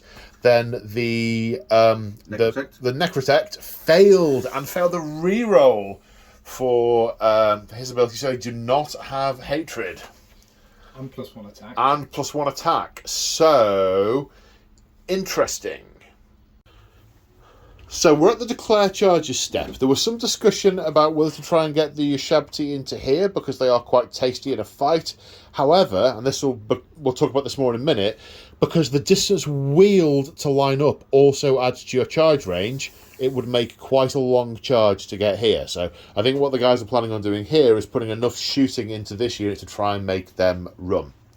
We've got a charge declaration here. These Skeleton Warriors into the Knights, who are now wearing rusty bikinis rather than suits of heavy armour. Now, over here, we have an interesting situation because on the face of it, they're quite close. And the distance between them is only about 3 and a bit inches. However, there are two things. Firstly, you have to wheel to maximise contact with the enemy unit, unless doing so would mean the charge is failed. And the other thing is that wheeling distance also counts to the distance charged. So if the guys were to wheel sort of 5 inches to get to here, then move the remaining 3, that would be an 8-inch charge. Straight ahead, that contacts there is 7 inches. However, what we think is the shortest distance is a 2-inch wheel to here, then straight ahead, that is a 6-inch charge. However, should they roll higher than 6 inches, they'll need to wheel further to maximise the number of models in my unit contacted. So, charge reactions. Oh, the only thing I can do there is stand. And I'm going to stand here. So 7-inch charge required here. 2d6, I picked the highest. Whoa. So 3 plus 4 is 7. That is a successful charge. Whoa. Now the Tomb Guard. You may roll it. Are you sure? Anything but snake eyes. That's it. That's plenty. All that time we've spent looking and checking and reading and making sure we were right, and it was just unnecessary. And as a result of being charged to the side, my lance is now blunted, which means you move the models up to the... You work out the contact here, you revert from lance formation into open formation, and then you line them up along there. But the damsel can still go in the middle because that is still... The shield of the lady still applies to my unit strength is still currently high enough. Until I get, brutally murdered, but that's tomorrow's problem. So over here, the Grail Knights are immune to fear and terror. So the Death Mask of Kamut, the terror we are ignoring. The Damsel isn't immune to it. However, more than half the models in the unit are, so not affected by terror here. Unit 20, the unit strength wouldn't be higher apart from the fact that you add the character's unit strength to it. So I have to take a fear test here in order to not be afraid of you. I'm afraid of you. So I'm at -1 to hit. I mean, Well, you did run away. This like isn't going back. I mean, cowards it's before, so, you know. it's on brand for them. It's on brand. It's very much on brand. Although I am going to slap you in the face with a glove over here. Excuse me? I'm going to issue a challenge. Now, because I've hit you in the face with a magic Bretonian glove, you cannot refuse it. You must choose one of your characters to fight. So it can either be your unit champion or it can be your priest. Is that in combat? Yeah. We're still in movement. You're right, we are still in movement. We do need to but move that's in. going to happen. You're right, we're still in the rest of the... Well done, that man. One time I missed an entire turn in a game. Let's put a pin in that. Yeah, very much a pin going in that. And I don't need these. Not yet, anyway. Okay, so the skeleton archer's moving forward to get more shoots into there. The dragon coming around here basically to mop up after stuff's happened. The swarms, which can move after arriving, have just moved forward to make the knight's life difficult should they survive. I don't think they're going to survive. The catapult would be able to shoot that because it's outside of its minimum range. However, we remembered can't shoot this turn either. The casket of souls has pivoted to try and hit a trebuchet, but is a couple of mil out. Can maybe shoot into here. It's got some... I mean, those guys are screwed. And then that will have its reserve move in a moment. So after shooting. So, yeah, it's time to mess up some peasants. So we're kicking off with the Casket of Souls targeting these guys. The light of death. Okay, Goes off on a 7. Goes off on a 7, plus 3 to the dice roll. So that is a 7, however, the damsel is in range, so she is going to attempt to dispel it. Wow. 5, 6, 7. No, she fails, because she doesn't beat it. That's... that happened. Okay, so I have to take a leadership test. Leadership is 6, but because they are a warband, they get +1 for a rank, so 7. That's failed. So D6 plus 3. Here's your D6. Oh, I've let you off again. Oh, yes, I feel entirely let off. So 4 dead on 2s. So 3 dead. 3 dead. And then the archers, 12 shots again, hit on 5s. Here we go. Okay, 5 hits. Wounded. There was a 4 in there. Was there? There was a 4. Yeah. That's No. Take fewer dice out of the hits. So okay. I know it's been a while since you've done this, but you know, come on. Wounding on 4s. All right, 3 saves of 5+. 1, 2 more die. So I've suffered 25% casualties, so I do require a panic test. Which I pass. It's the first one you passed, I think. I know. Amazing. All right. Just saying. I mean, yeah, you're not wrong. And it's the men-at-arms, good old men-at-arms. And they might have been able to use the... Doesn't matter. Okay, and what we just discovered, well, I just discovered, which I didn't know, is if there's more than 50% of the unit left, they would fall back in good order rather than flee, which would have meant the knights over here would have fallen back in good order, but they would still very much have run off the table, falling back in good order. So, but if they'd needed to run off the... I mean, I'm pointing at an empty space. It's where my trauma lives. My trauma lives here. So your Shabti, seeing that these guys are not unnerved, aren't going to put their great bows into it. They are going to continue attacking non-existent spigots on the... It's been a bit of a running joke in the room. Mainly because I didn't make... Because Murph didn't say anything about the spigots. I said everything. Well, actually, no, a spigot is this. And it's like, oh, people are going to think I'm correcting you like the guy in the corner. And I'm like, no, they won't. I'll say something later and it'll be fine. So shoot at my non-existent spigots. Hitting on 4s. 2 hits. Mm-hmm. We're already gone 5s again. Oh. No spigots were harmed in the filming of this battle report. 9 arrows that are now sticking out of that non-spigot catapult? No, only 3 because 3 or 4 because they're the ones that hit. None of the others hit. Okay, fair enough.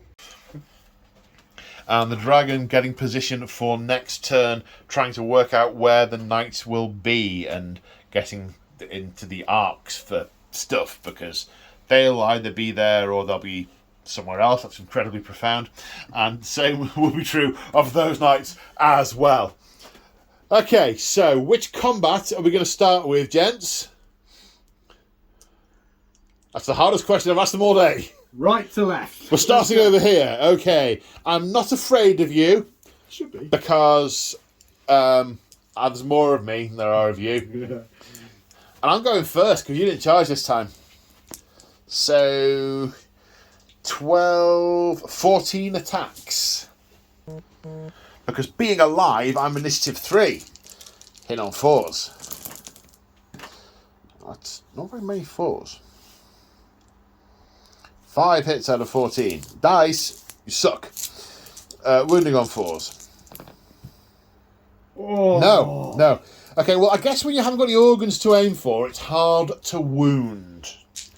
So we're going to roll all these dice together because the horses are every bit as good as the riders stat-wise when they're not on the charge. So 2 for the champion, 1 each for the other guys, and 1 each for the horses. Hitting on 4s because weapon skill 2. Yoink. That's 3 hits. Wounding on 4s. 2 wounds. 2 saves of 5+.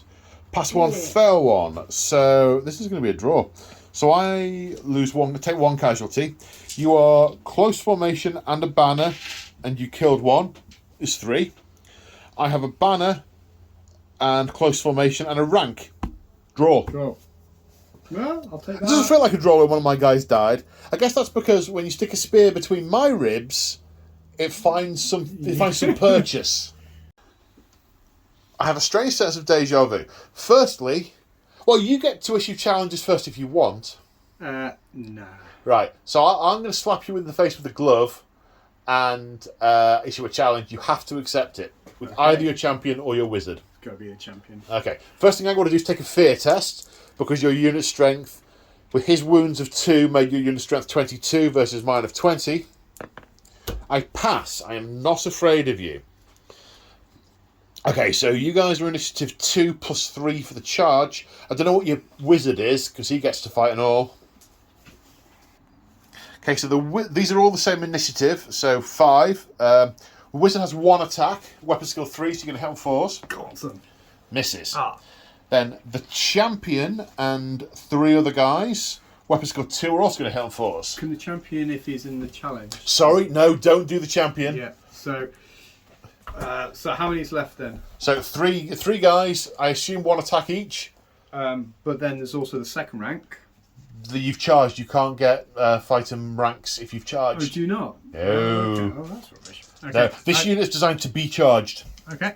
But ironically, this unit is designed to charge, so charging them is a good thing. Okay. Hitting on not that. 4s. Okay, strength 3, toughness 3. Okay. So 1 dies because my armor's falling off. Oh, yes. Okay, now your champion goes before my champion.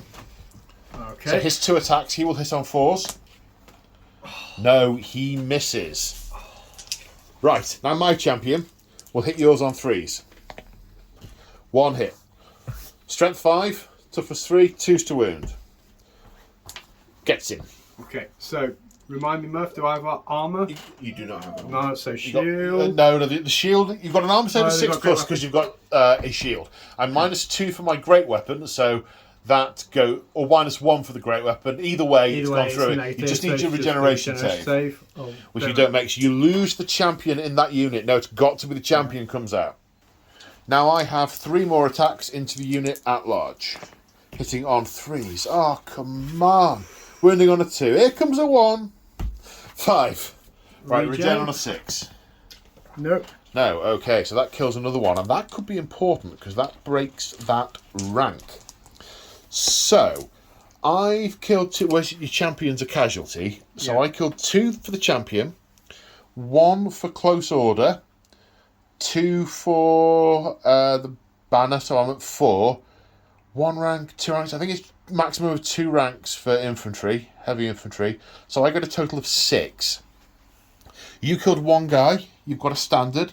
Your close order, that's 3. For 5, you lose by 1. So one guy falls apart and you fall back 2 inches. Not fall back, you give ground. And then I follow up. So now we come to this mass melee, this mess. So I don't have to take a leadership test because it means psychology, which is good. The highest initiative is from the Tomb King on the charge. He has initiative 9. He has 4 attacks. He is going into the Grail Knights. Weapon skill is 7, because it's 6 basically, plus 1 for the special icon. Yes. So he's going to 4 attacks. He's going to hit on 3s, because my weapon skill is 6.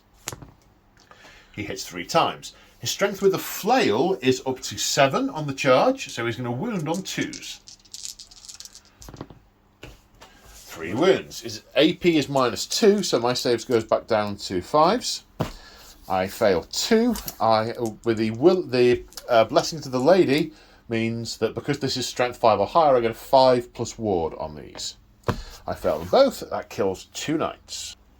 So next, the Royal Herald is tied with the guy whose name I can't seem to remember, the one with the whip. The Necrotect. The Necrotect. They're both tied on 8. So the Royal Herald, with his hand weapon, his weapon skill 5, so he's going to hit on 4s with 3 attacks. 3 attacks.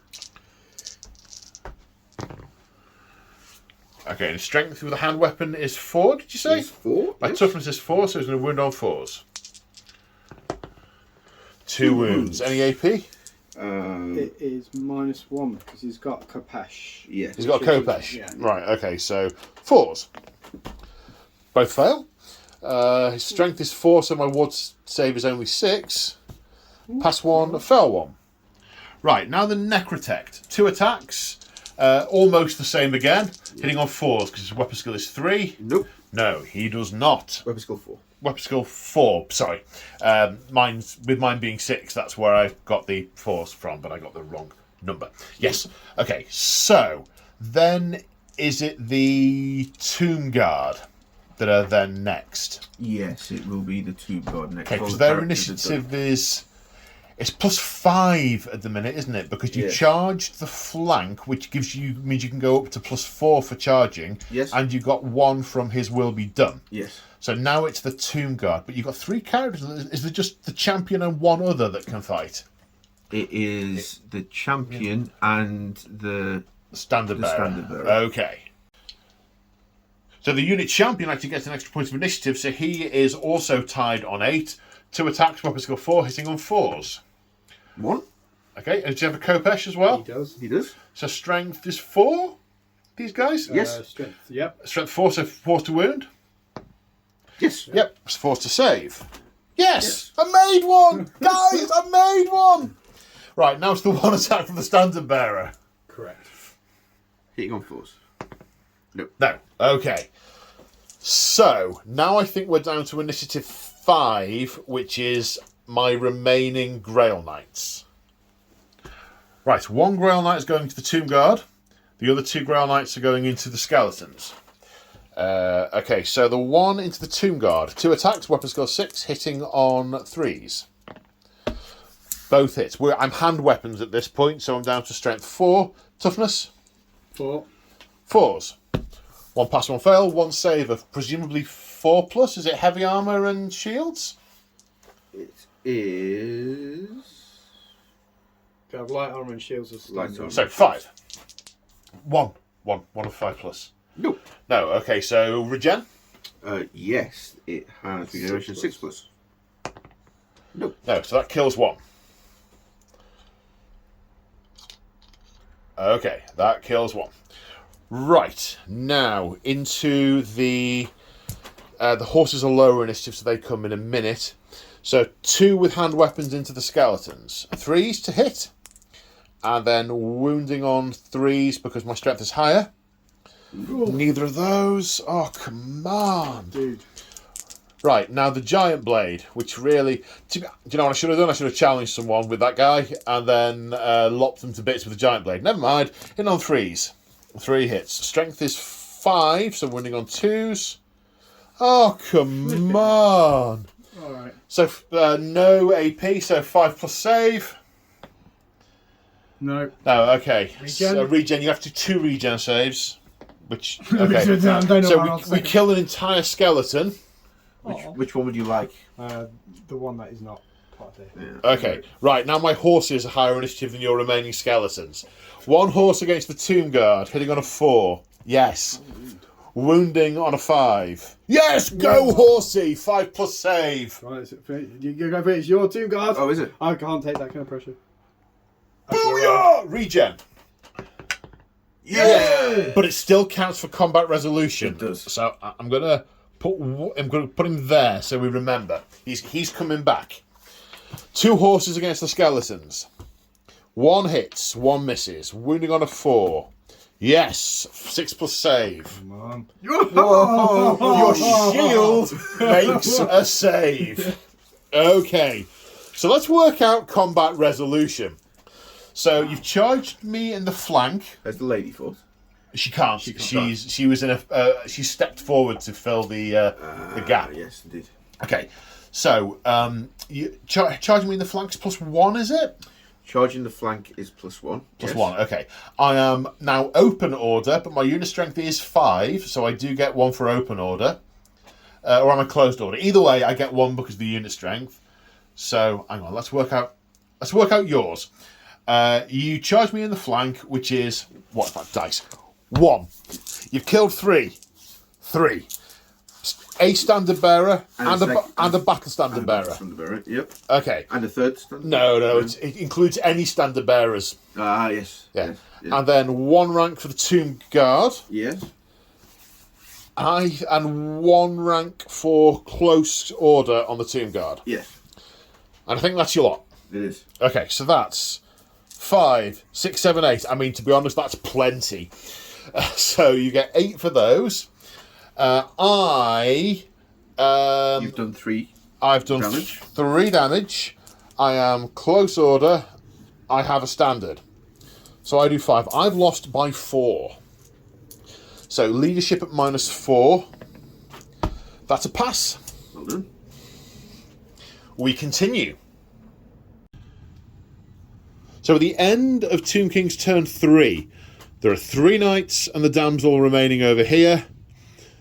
These knights are lining up a charge on something for next turn. I'm not going to get the Tomb Guard, maybe the Swarm, maybe the Catapult, don't know. We have persistent combats going on over here. Have to decide what to do with those boys. And a couple of trebuchets. Okay, we are hanging in there. We are causing some damage. I say some damage. We've killed a few skeletons, a couple of horses, and a Tomb Guard, which, compared to the first 2 battle rounds, Might be picking up pace. this is if this rate of increase can continue, Tuesday, you'll be. we might be in for an early bath by turn 4. Okay, so Bretonians, turn 3. So nothing in the strategy phase. I've only got 1 wizard and she's in combat. Not got anyone to attempt to rally for the first turn ever. So we're straight on to declare charges. I'm going to leave the Screaming Catapult alone for a moment because it's got a minimum range of 12. So if I'm within it, I'm not so worried about it from that point of view. So I'm going to declare a charge against the Swarms. The Swarms are standing. So 3 plus 8 is 11 plus Swift Stride of 6 is 17. So we're end of movement phase. The knights have ended up in combat with the Swarms here. These unit of men-at-arms passed their enemy sighted test to march to get close to those archers to charge them next turn. I mean, they might get you shabtied in the meantime, but we need to take out those archers, so something's got to be done. That's all my movement, so I've got to decide what to fire the trebuchets, whether to go Bone Dragon or whether to go Casket of Souls. I'm thinking Bone Dragon because bigger, and chance to scatter into the chance to scatter into the Tomb Guard. But today yes. I would be taking out Grail Knights or possibly the Damsel. I am pretty sure I would one-shot the Damsel, putting the hole right over her head. However, if I do manage, how many wounds does it have? Is it 8? It's not 8, is it? It's not going to be that many. I think it's like 5 or 6. It is mathematically possible to kill him with 2 direct hits from the trebuchets, I reckon. There is some serious book checking here. Wounds. So +5. +5. Does it? So, I think So it's 8 plus in on total. 8 in total. So mathematically, it's possible to kill him from 2 direct trebuchet hits, rolling maximum wounds. Because they're strength 10, minus 4 or 5, d3 plus 1 multiple wounds. It's mathematically possible, and I'm going to put off rolling the dice for as long as possible to believe I can kill the dragon this turn. Yes, I am. Right, I've put it off as long as possible. First trebuchet needs a hit. That's the opposite of a hit. This building is now smaller. Second trebuchet. Oh, that's going to hit nothing. Well, but I'm clinging to it. No, missed by a gnat's whisker. It's close, but close is not good enough. You see, I brought these to aim at pyramids. They're really easy to hit. So that's all the shooting. We are on to combat. Where to start first? We're going here first. And I'm going to hit you with a magic glove again. And your wizard must accept the challenge. Now, you're higher initiative than I am, so you are going first. So your wizard might... I'm using great weapons. So your wizard might actually stab my champion to death before my champion does anything. Because slim chance. My armour's still more of a rusty string vest at this point. My one attack. Your one attack, okay. Hitting on 4s. No. Not that. Okay. Right, then you're... Now you get the extra ranks now. You're 1, 2, 3, 4, 5, 6, 7, 8, 9 attacks with your skeletons that are going to hit on 4s. On initiative 2. Oh, 2 hits. Rolling like me. Wounding on 4s. 1. Yeah. Kills 1. Oh no, Shield of the Lady. Oh no, I don't get it because I ran away. Because the lady doesn't like that. However, so I'm going to get 2 attacks against your wizard. Hitting on 3s. Both hit. Strength 5. Wounding on 2s. Both wounded. And I think that might be something extra as well. Yes, Armour Bane. So it's -3, but you have no armour. Yep. So it's 2 5+ regen saves. Come on. Whoa, 1 passed, 1 failed. So he's taken a point of damage, but that is 2 damage. I'm going to put a couple of dice here. That's 2 damage for the purposes of combat resolution. And one of my front guys died, so I have 3 more hacking into the unit. Hitting on 3s, wounding on 2s. Oh, come on. Regen save of 6+. No. No, so that kills a guy. Okay, so I killed 3. I did 3 wounds. I am close quarter for 4. Banner for 5. 2 ranks for 6, 7.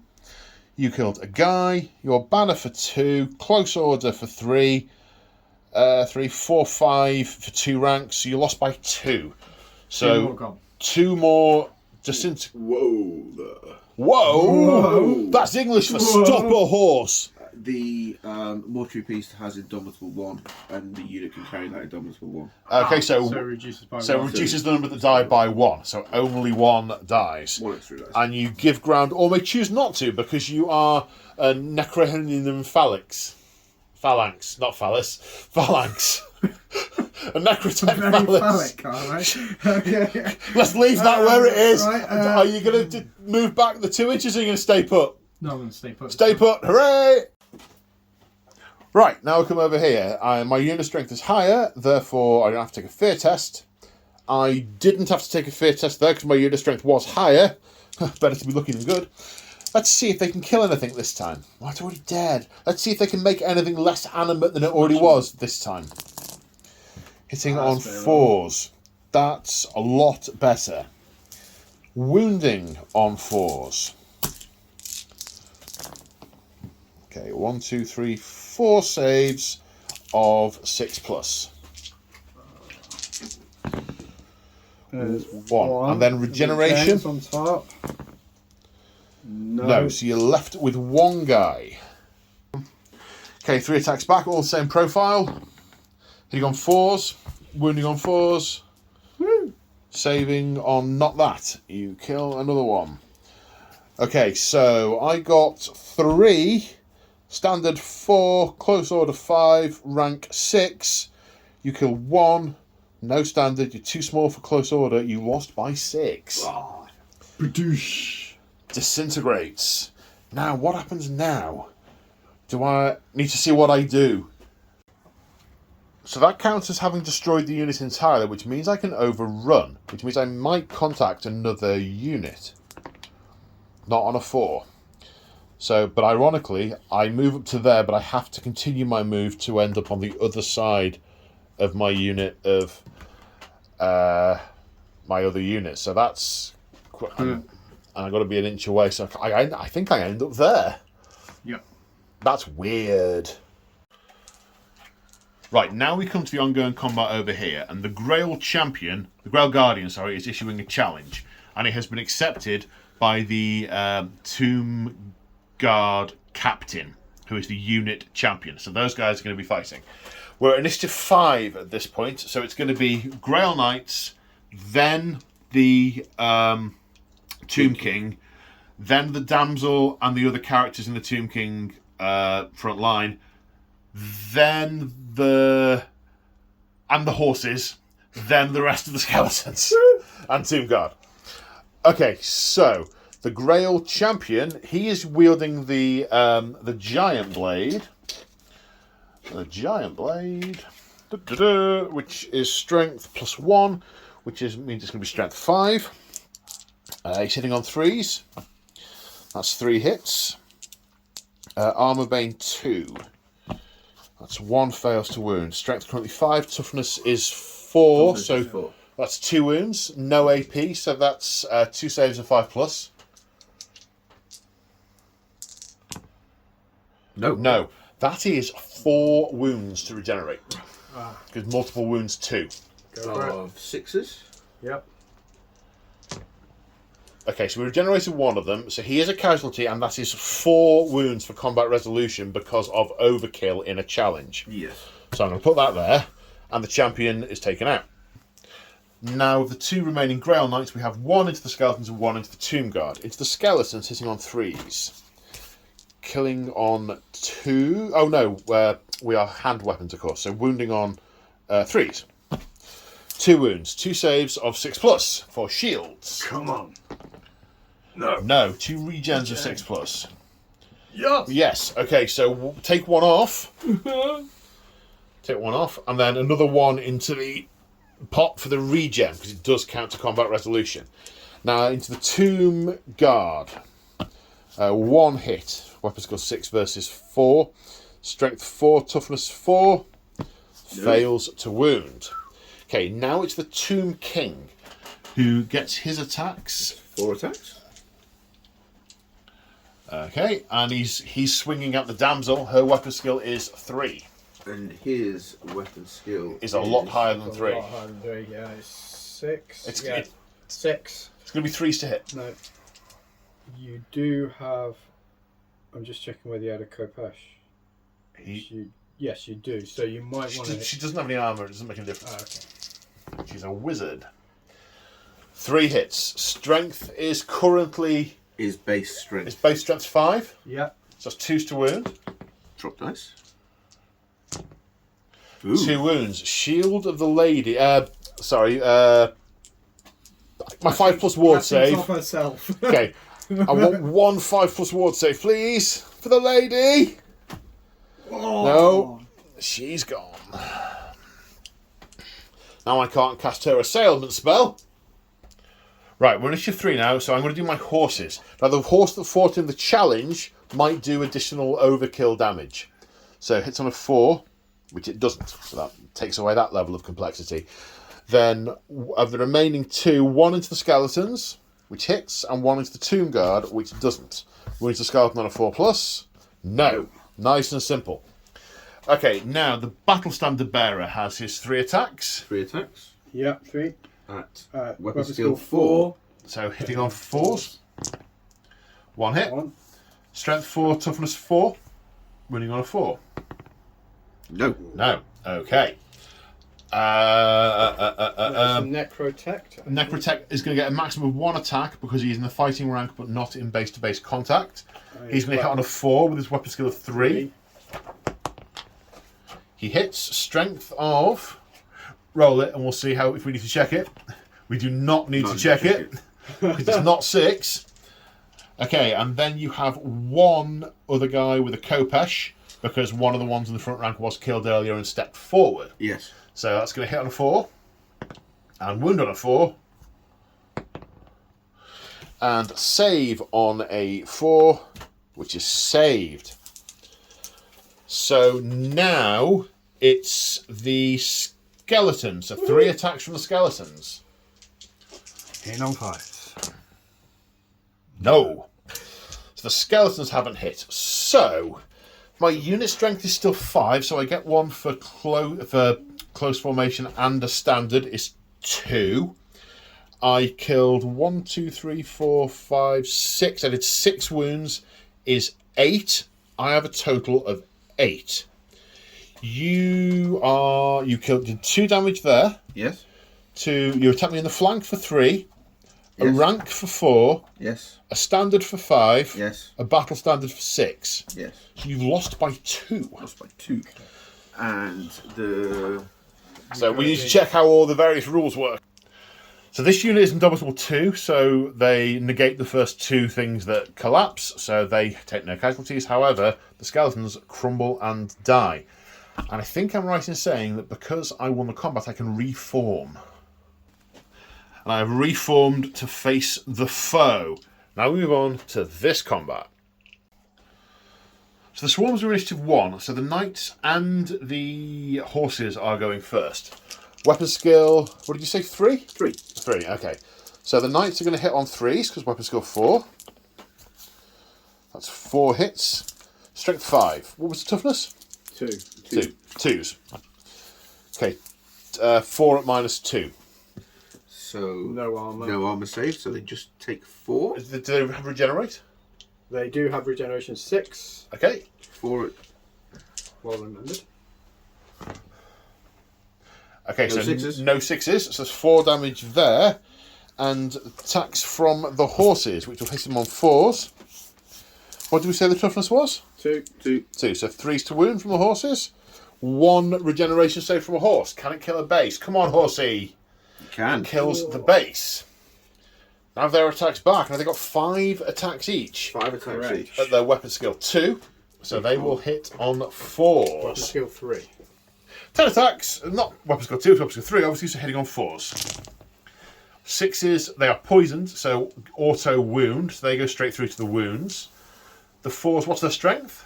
2. 2, so these will wound on 5s. No, so 2 armour saves to take. Fail them both.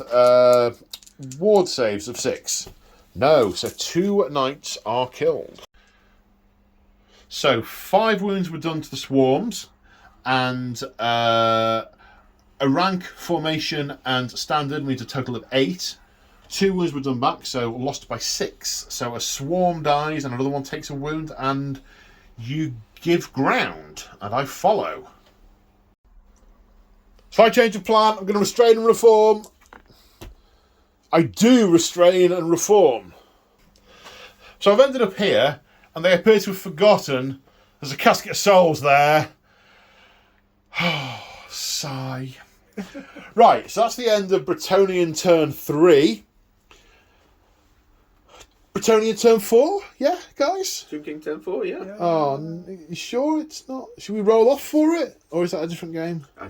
No double turns in this one, Paul. Oh, I just noticed no. of the Tomb Kings I bought, all those are dead. Of the Tomb Kings Merv's bought, 3 models are dead. It's quite a tally. Yeah, of the Bretonians I bought, most of them are dead. Yeah, I Yeah. can't complain too much. Right, 2 kings, turn 4. Okay, so we're in the command phase. So first off, we're doing a rise. So it's a leadership test for the Lich Priest. For the Lich Priest. The Lich Priest needs an 8. We were wrong earlier. It is an 8, but can re-roll because of the battle standard bearer. That's a 9, gets to re-roll. Needs an 8. That's an 11. You are not arising any dead things. We are not. No, okay, right. Now you were looking for Beneath the Sands, was that next? From Beneath the Sands Correct. is another leadership test. So with on this the guy? Lich Priest. Okay. That's a pass. That's a pass. Okay, so that can come in. And the Tomb Scorpion comes in here to back up these skeletons and tear apart these knights. The Lich Priest can sense that they are a threat, especially in his rear arc. But he cannot charge this turn, the Scorpion. Interestingly, there's a guy in there. This is a construct of someone who was like made into a torture device that was then fashioned of scorpion shape, and he's driving it with the torment of his soul, which is nice. Right, next. Okay, now it's my will be done, and the guys are going for initiative to try and get to go before the Grail Knights. Do you need a 10? Yeah, so Tomb King is Leadership 10. So we pass the leadership test. Rerollable. That passes. So that's passed. So you're going to get D3 initiative. D3 initiative. For an extra Always three. for an extra 3. So the unit lovely. Everyone gets the extra 3 initiative. Okay, now the Whippy Haty thing. Yes, so the Necrotect has a leadership of 7. Okay. So for Eternal Taskmaster, Whippy Haty. Eternal Taskmaster. 4, 5, 6, 7. That goes off. That happens. So they get 1 extra attack and hatred. Yeah, okay, guys. You fought well, but you're now royally screwed. Okay, spells and stuff. Right, so we're seeing for the first time the Incantation of Desiccation. It has a casting value of 10. Which is going to make me really super thirsty. 7 plus 4 is 11. Okay, so that is going to put... Are you within 12 of the casket? Okay, well, so it's 12, so it's past better. Yes. Okay, so it's they cast on the knights. They are -1 strength and -1 toughness because they are so thirsty. And now was it Plague of Rust onto the Grail Knights? Yeah, Plague of Rust on its description says it can be cast into combat. Can indeed. So we'll cast into They Grail Knights. no, the damsel's dead, so they don't have any magic resistance anymore. So just knock Casting yourself value out. is a 9. 6 plus 4 is 10. Plus an extra 1, 11. Yeah, no, 1 in 36 chance is not. It's not enough. It's not enough. I think this is the end, lads. They've circled the wagons. You've killed the chaff, and now you're being hit with the elite stuff. Okay, any more spells for this phase? Any more hexes and enhancements? I'm going to go Deathly Cabal. No, you're in combat. Can you not cast enchantments in combat? Only assailments in combat. Only assailments. Oh, that's annoying. Yeah. Okay. Don't worry, I'll hack his head off in a bit, then you won't have the disappointment. I'll attempt to cast its protection. Okay. For no good reason. Where it goes up. It goes off. So now we're in the declare charges, and both the Bone Dragon and the Swarm are going into the Knights. I have to take a terror test before I can declare my charge reaction. We stand! In fact, so my charge reaction is going to be counter charge against the Bone Dragon, but I need to measure some ranges of stuff because I think I might be too close to you. Right, the movement characteristic of the dragon is 6. We are more than 6 inches apart, so I can declare counter charge. The first thing that happens is I move forward d3 plus 1 inches for 3. So I've moved 3 inches. I now count as having charged, and it's a 3-inch charge from me. And we end up here, but because I have been charged in the flank by the swarm, the lance is blunted. So that happened. Okay, remaining moves. Are there any of those? Well, of the charge. Charge with Actually, were you? Yeah. Yes, we completely neglected over here. Do you want to give some thought as to whether you're charging over here? Yes, the Ashebti are charging the men at arms. They are. I'm standing. Roll some dice for the charging. It's inevitable, isn't it? Oh yeah, but apart from that, they're okay. So it's inevitable. Yeah, that's... Well, you have to maximise connections, so it would go to there, so it's on the corner with my guy and those guys. So yeah, they're all in. Okay, remaining moves. There's some skeletons and a scorpion who can do the move thing. Okay, the scorpion's moved a bit for position. The skeletons have stayed still for volley fire, but having rebuilt the dodgy part of the catapult, it's now pivoted and is eyeing up a trebuchet. So, right, shooting. The Ashabti bow guys have got no shooting because they're in combat, but you have 12 shots into the other unit of men-at-arms that really can't do very much in their current position. 1, 2, 3, 4. Thank you very much. Hit on 5. Woo! That's a good roll. Looks like 5 from here. 5 from here. Okay, I think there was a 3 in there, Colin. Oh god, I'm getting worse. Right. At least you took it out rather than adding 2 back in. 2 to wound, saves of 5+. 1 save, 1 dies. Not enough to panic me. Right, are we screaming sculling? Yeah, why not? We ought to. Okay, it's in range. Screaming skull. Oh. Plop. Missed. 2d6. You still? Oh no. You got. No, it's 10. Yeah. No. No, I was worrying about the panic thing, but No, I've got to actually lose a wound to take a panic test. Yeah. just where it lands. And are you doing the death thing with the skull? We're the not, casket? because the light of protection is actually going to be way more useful than I intimated earlier, and will give some benefit to this combat over here. So what's it going to do? It is going to add a ward save to the Tomb Guard and to the Swarm, and give you -1 to hit all around. Whoa! Okay. Within 18 inches. I should maybe try and kill that. Whew. Okay, so we're starting the combat over here. The Ashabti have a unit strength of 3 each, so a total of 9, which means they don't outnumber me, so no fear. There's only a 1-inch charge distance, so +1 initiative, so we are tied. My dilemma is, do I go one-handed or two-handed? Because these guys are toughness 4, but I think the extra 6 attacks... No. I'm going to go 2... Yeah, no, the shield wall... No, I'm going to go 2 attacks. I'm going to hack them with the halbards. I'm going to not use my shields. I'm going to hack them with the halbards. We are simultaneous.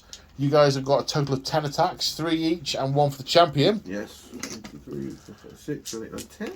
What was your weapon skill? It was 4. Okay, so hitting on 3s.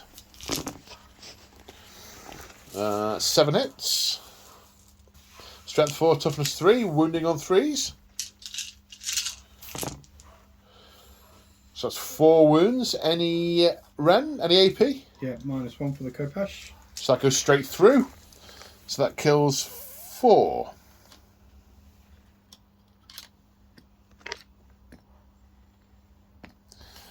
Okay, as I said, we are simultaneous. So champion 1, champion 2, and then 4 of the guys in the front. Hitting on 4s. 4 hits. Strength 4, toughness 4, because I'm using the halberds two-handed. Wounding on 4s. 1 wound at -1. Heavy armour. Save of 6+. That's Whoa. 6. Uh-oh. So, I get 1 for close formation and 1 for my flag.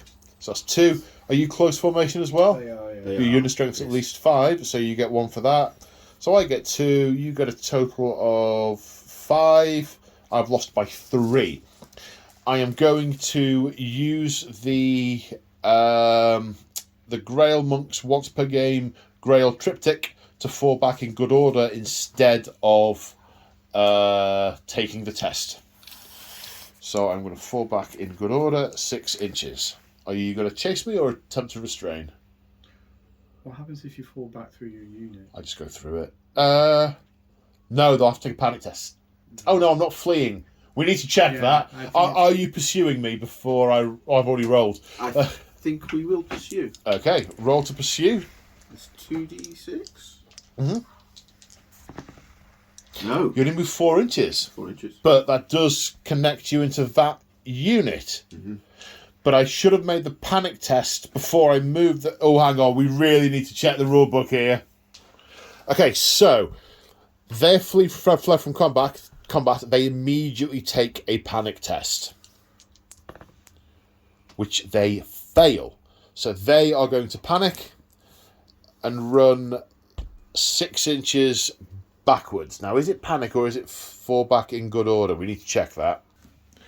So it's more than 50% of the original unit, so it is going to fall back in good order rather than flee. So it pivots and moves directly away from the source 3 inches. So it moves like that to face away, goes back 3 inches, then rallies.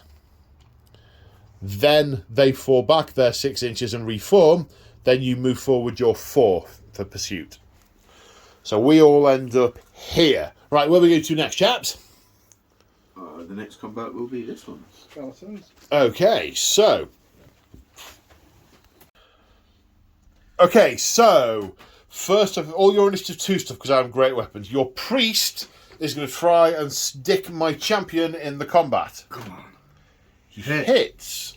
Wounds on a 4. Wounds. 5+ heavy armor save because it's no longer falling apart. Kopesh as well. 6+ heavy armor save because your AP is -1. Come on, lady. Oh! Yes! Boom! That is what we call a silver lining amidst a cloud of death. Okay, so now you've got there's no champion in that unit, so you got 1, 2, 3, 4, 5, 6, 7, 8, 9 skeletons. Yeah, one more dice. Hit on 4s. Thank you. Hit on 4s. Whoops, drop dice don't count. 6. Wounded on 4s. That's 2. 2. And there's no AP on these, is there? No. So Straight shit. 2 saves of 5+. 1 pass, 1 fail. You've killed 1 consistently every turn. Turn. Yeah. Okay, right. My champion hits you on 3s. 2. Wounds you on 2s. Strength 5. 1. 1 regeneration save of 6+. No. No. So your wizard is killed. Tragically, he's not the one that makes your army start to fall apart. As well. And then 3 get hit with big sticks. Missed another 2. Wounding on a 2. 1 regen save. No.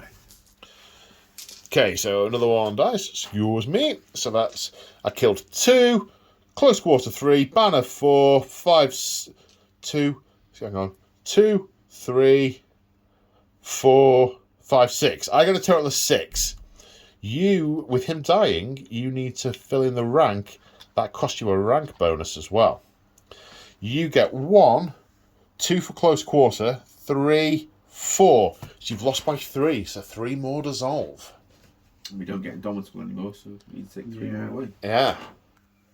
Okay, so it's the Dragon Knight Swarm melee first. Because I countercharged for 3 inches, I countercharging 3 inches. So initiatives taken into account, I'm going on initiative 7, which is first.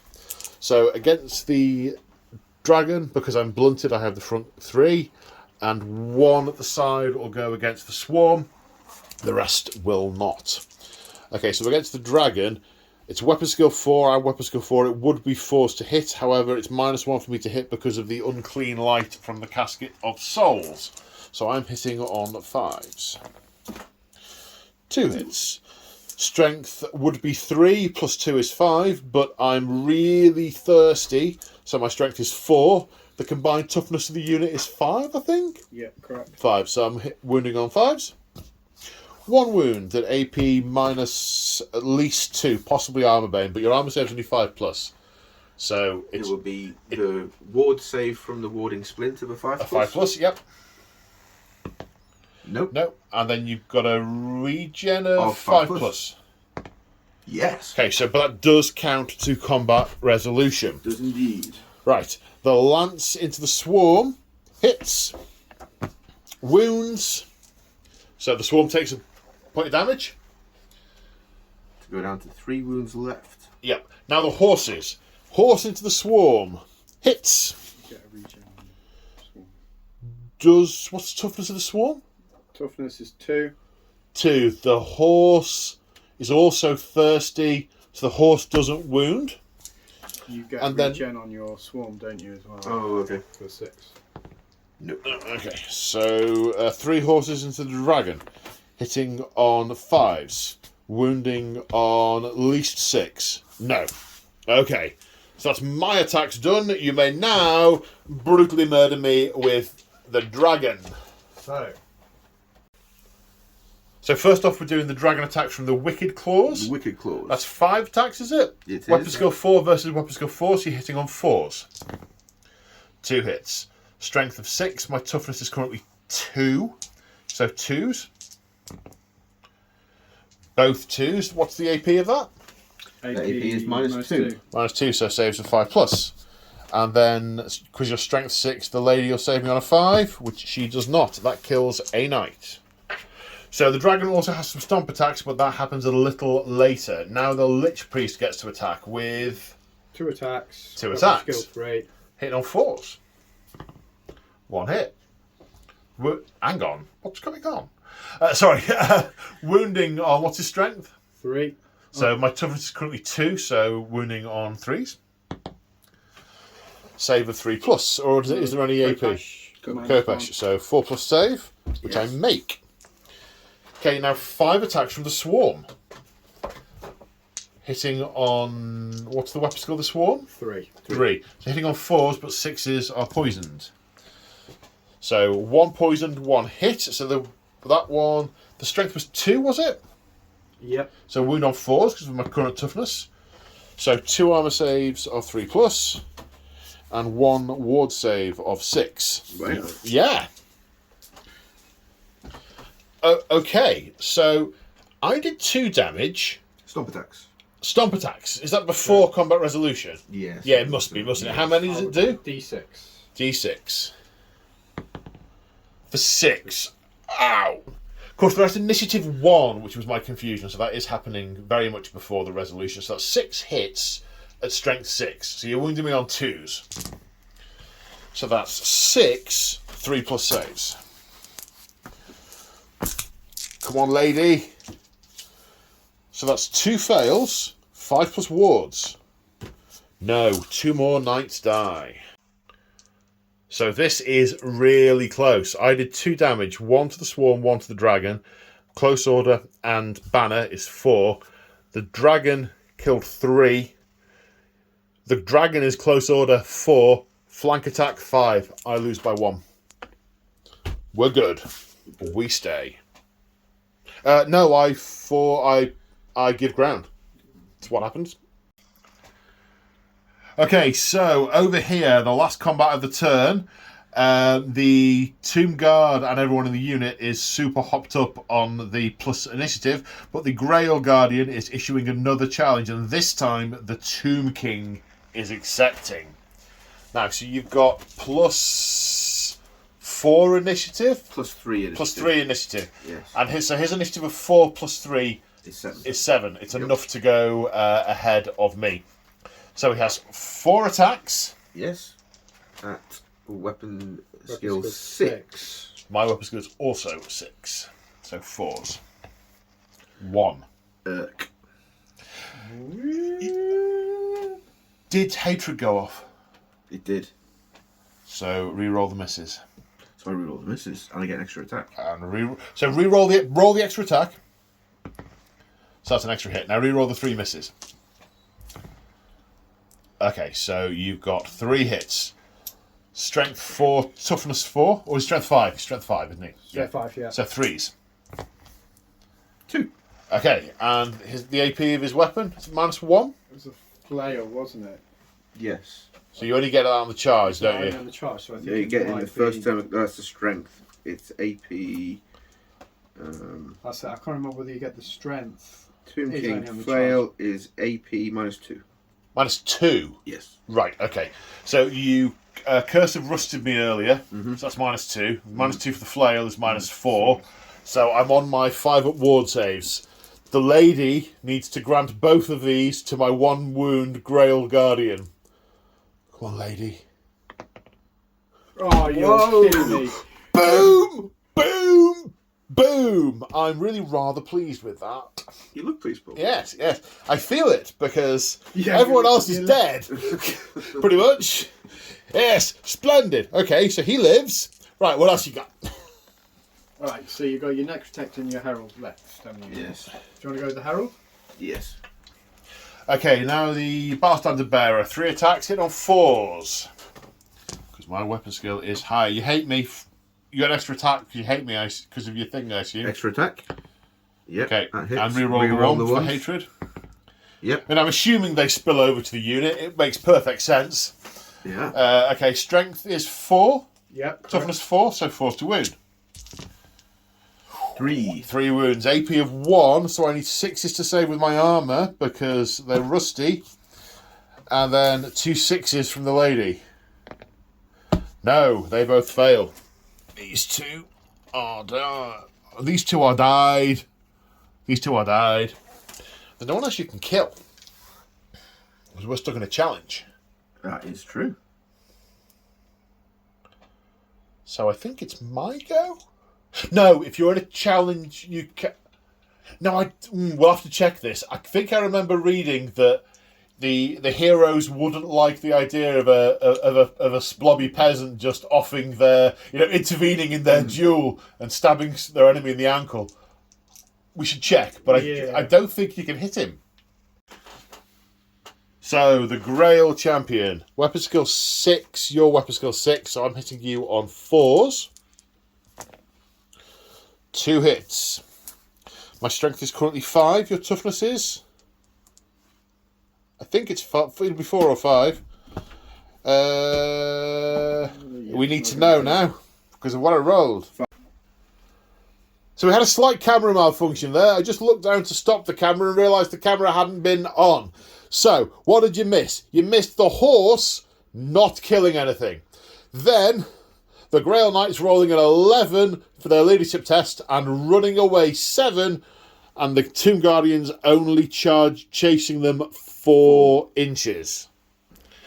And in pursuing the Grail Knight, they clip the Knights of the Realm, and because they're engaged in combat... They've already fought, so they don't fight again this turn. So the Grail Knight's running off in the wrong direction, though. So he's going further into Khemri, which... and that is the end of Tomb King's turn 4. It is. And, yeah... this sucks. Okay, right. Bretonia turn 5? I mean, what really can I do? Well, I can try and rally, but unfortunately I'm below 25% strength, so I need Snake Eyes.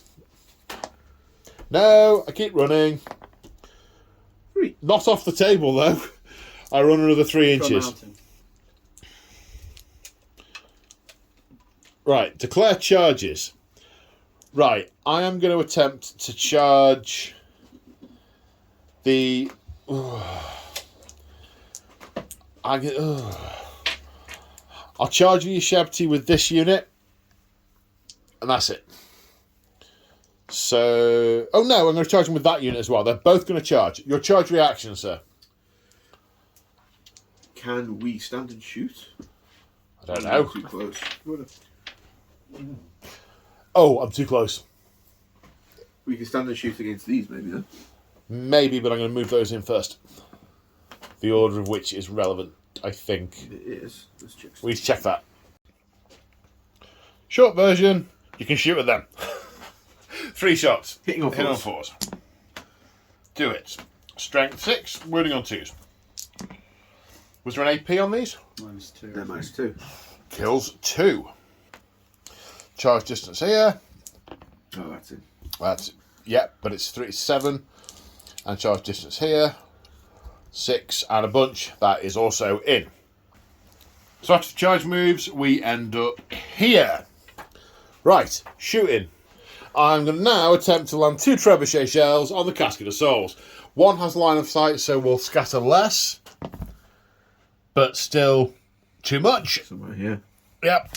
The other one will scatter more because it's using bombardment, and it rolls a hit. Of course it does. So it goes 8 inches that way, minus my ballistic skill this way, which is also a miss. That was nice and quick anyway, wasn't it? So the first thing I've got to do over here is take some fear tests, because my unit strength is the same here and is less here. So I need to take a leadership test, which I pass, and a leadership test, which I pass. Good. In total, I get... Oh, hang on. No, I've added that up wrong. It was 10 to there, 11, 12, 13, 14. The full front rank get to fight, because everyone in the fighting rank gets at least one attack. I'm using my halberds two-handed. Going to try and hack them down. So 1, 2, 3, 4, 5, 6, 7, 8, 9, 10, 11, 12, 13, 14 Don't you have attacks. team-based contact? No, everyone in the fighting rank gets to have one attack. If they're not in base-to-base contact, they get to do one attack. If they are in base-to-base, they get to do their full attacks. So wide units are kind of useful for really rubbish troops that have only got one attack. What was your weapon skill again? 4. Weapon skill 4. Okay, so I'm hitting on 4s. Ooh. Strength 4. Winning on 4s. Toughness 4. Toughness 4, yeah. So that's 5 at -1. Heavy armor. You've got heavy armour.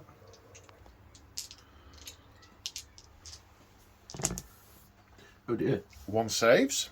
And then, And then you've 4 got- regen saves. Yeah, regen of 6s. Okay, so 3 wounds. 1 is killed, whichever one you want to take off, with an extra 1 for the combat resolution, and then you get your 7 attacks back, which will hit on 3s because of your superior weapon skill. 4 hits.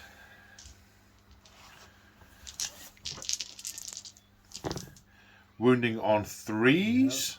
Yeah, so 4 wounds. The AP was -1, wasn't it? For Khopesh, yeah. So that's 4 dead. I will take 2 from each unit because that's the way this is going. Okay, so you killed 4. I killed 4. I've got I'm close quarters. I'm close order. You're close order. I have banners. You don't. I think I win by 1. Did you do regen? Yes. Yes. So I think you lose. You agree with the maths? Yep.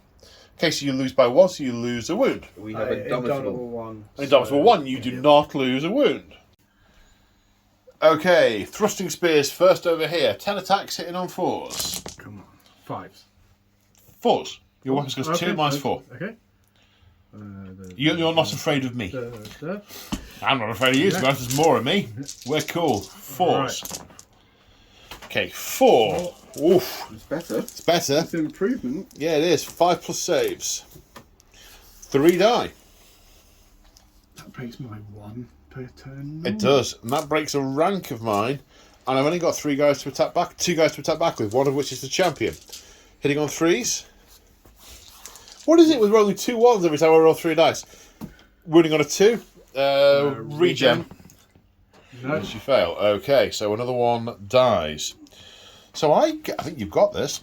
I get 1, 2 for the banner, 3 for close order, 4 for 1 rank.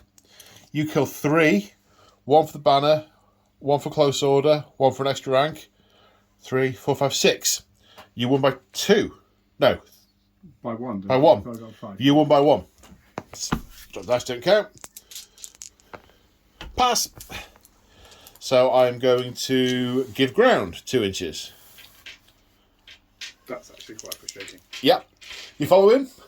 Uh, I mean, to be honest, that could scarcely have been better for me.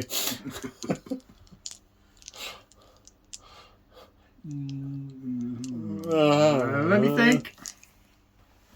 The skeletons attempting to restrain in order to get the Tomb Scorpion in, however, failing the leadership test, which we believe they do have to take, and following up the 2 inches. Okay. Oh, hey, here, ha. So, you've got initiative higher than 3 here, haven't you?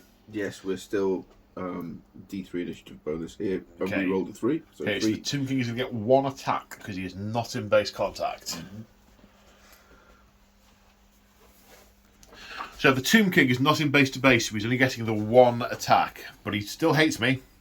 Hitting on a 3 with a reroll. Doesn't need the reroll. Strength 5, toughness currently 2 because I'm so thirsty. 2s. And we know he has an AP of 2, so I need to save him for 5. No. Lady? No. So he gets 1. So the Battle Standard Bearer gets 4 attacks, hitting on 3, re-rolling because of hatred. He does rerolls. I mean, needs a relative term. Strength is 4. My toughness is going to be 2. Running on 2s. 2. -1. Save of 4s. Ward saves of 6s. They died. I told you didn't need them. Need is relative. So all units passing to restrain and reform. That knight needs Snake Eyes to rally, and if he does, he can't charge the next turn. So they're pretty confident. As we go into Tomb King's turn 5. Okay, so we were doing speed turn for summary because, you know, all my stuff's dead. Well, we got through My Will Be Done, and then nothing was brought back to life, and there was much gnashing and wailing of no Jason the Argonauts moments and perpetual fails. And then we said, do you want to do your protection thing on the Casket of Souls? Yeah, why not? That's why not. That is very much why not. So it has miscast. Now, miscasting and bound spells. I think we'll need to do a personal Google. A personal Google. You're going to talk into your phone again, aren't you? Well, that was very anticlimactic. Nothing happens when you miscast a bound spell. I thought it would, like, explode or something, but no, nothing. Right, as you were, lads. So, no other spellcasting in the strategy phase, and no charges either. We've just had a can't they over here, and they can't, because they can't, with the current formation, they can't get past that building there and connect to close the door, because I can't close the door because I'm in combat, so there's no charging going on there. So, it's remaining moves. So, everything moving over to come and mop up whatever's left in turn 6. We are on turn 5, aren't we? We're on turn 5. This is turn 5. It must be turn 5. The Scorpion's coming around here to try and take out the Trebuchet, but of course it won't get there in 2 turns, but nah. And that's it for movement. There is some shooting. 12 volley fire shots into the Trebuchet. Can the skeletons succeed where the Ushabti failed? One more. 12. Right. Dice! One more. 5s Right. to hit. Woo! 6s to wound. Because toughness 7. In fact, I don't think you can wound it, but roll and we'll see if we got any 6s. We don't need to check. I think it's more than double. I don't think you can wound it. But thunk, thunk, thunk, thunk, thunk, thunk, thunk. It's really decorative now. and there is some soiled undergarments going on there. That crew is ducking in a diving. Indeed. Now you've got the Skull Catapult and the Casket of Souls. There was some discussion of what to do with the Casket of Souls. What did you decide? I think we are disappointed with the lack of bravery of your fleeing knight. I wanted remove his misery of trying to climb said mountain. Oh, tragically, you didn't pivot it in the movement phase, so no. Go on, turn it round and melt the guy's face. Okay, so this goes off on a 7. 7. Plus 3. Fated Dispel. Can I get a double 6? No. You need to pass a leadership test, which he's not been very good at. A fast. Oh, that makes a change. Yeah, it's been all right. Goodness me. So it is... Do you know, when we arranged this game, this man set up a WhatsApp group for us to talk about it, and he called it Tomb Kings Eat the Bretonians. Mm-hmm. And to be fair, you were quite... it's not far off. It's not far off, no. So D3, strength 3 hits. For 2. For 2. My toughness is 4. Oh, no. One AP. -1. Yeah. 1 save of 4+. Oh, no. Yeah, pass him here. I can imagine the Monty Python moment as he stirs up the mountain he's trying to flee over, only for the I freed choose. souls to come and free him from his agony. I choose to believe he's hallucinating and he thinks he's charging something. He rides straight into the mountain and knocks himself out flat, and then his soul gets destroyed. It's gone full donkey. That's what's happened in my mind.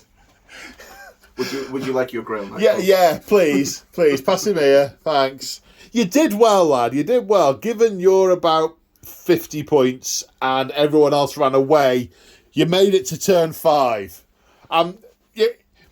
You passed. Scatter dice for the Screaming Skull. It's a hit. The amount of pain this man went through to paint that. What does he do? Well, I know it's strength 8. It's strength 8, and I've toughness 7. So roll to wound, and then we'll work out some more stuff in a minute. Wounds on a 3. Okay. Wounds on a 3. Oh, No. God, no swearing. Well done. You didn't swear on camera. I'm very proud of you. No. So that's shooting done with. Combat. Where are we going first? Well, there is Right to left. only There. Over And here. they are. There, they are. Yeah. over here. There, okay. Right, one unit needs to make a fierce test, the other one doesn't. My unit strength is higher here, but lower there. The lower unit strength, they're scared now, so they're going to hit differently. My initiative's 3, yours is 2. 2. Okay, so 1, 2, 3, 4, 5, 6. So these 6 guys are going to hit on 5s. No, they're not. And then what? None. None, not a 1. And then these attacks are going to hit on 4s. Strength 4, wounding on 4s.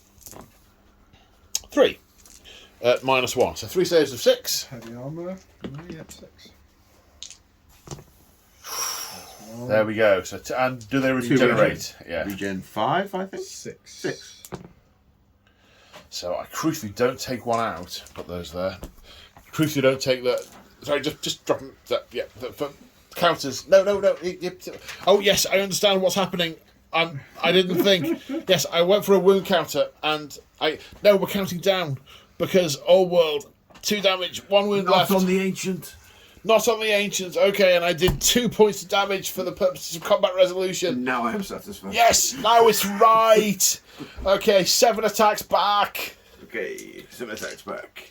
Oh, actually, hang on. We did this wrong last time. I did this wrong last time. He has to fight that unit. He can choose. Where's he going?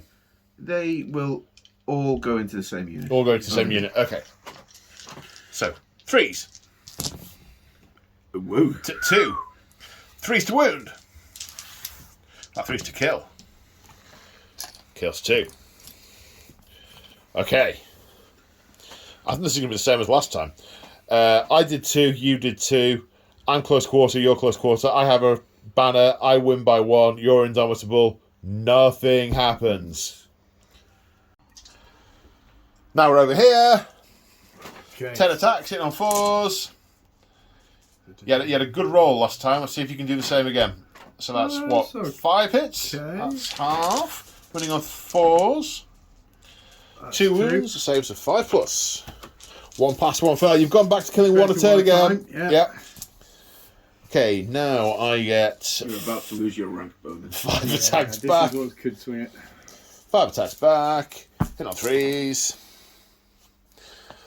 Or maybe not. 2s. 1. 1 regen save. No. Right. We kill 1 each. I've got another rank more than you. You lose 1. And that's the net result. Pop.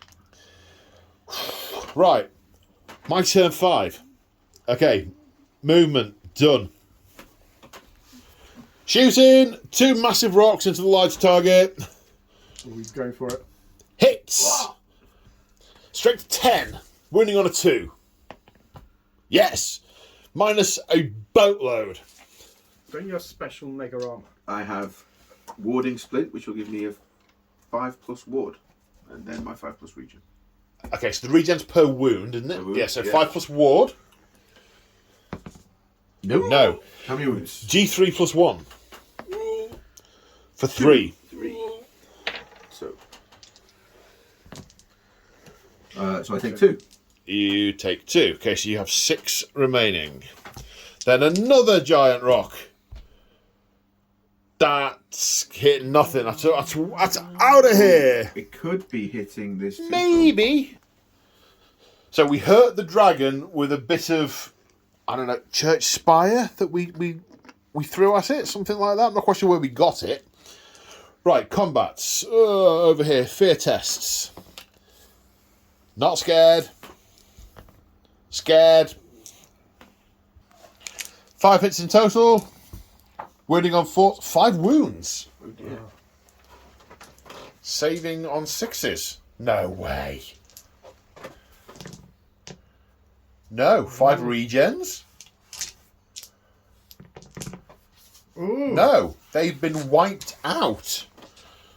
This unit's going to overrun. Pause. Yeah! This unit will attempt to restrain and reform, which it does. Yeah, let's meet the oncoming undead horde.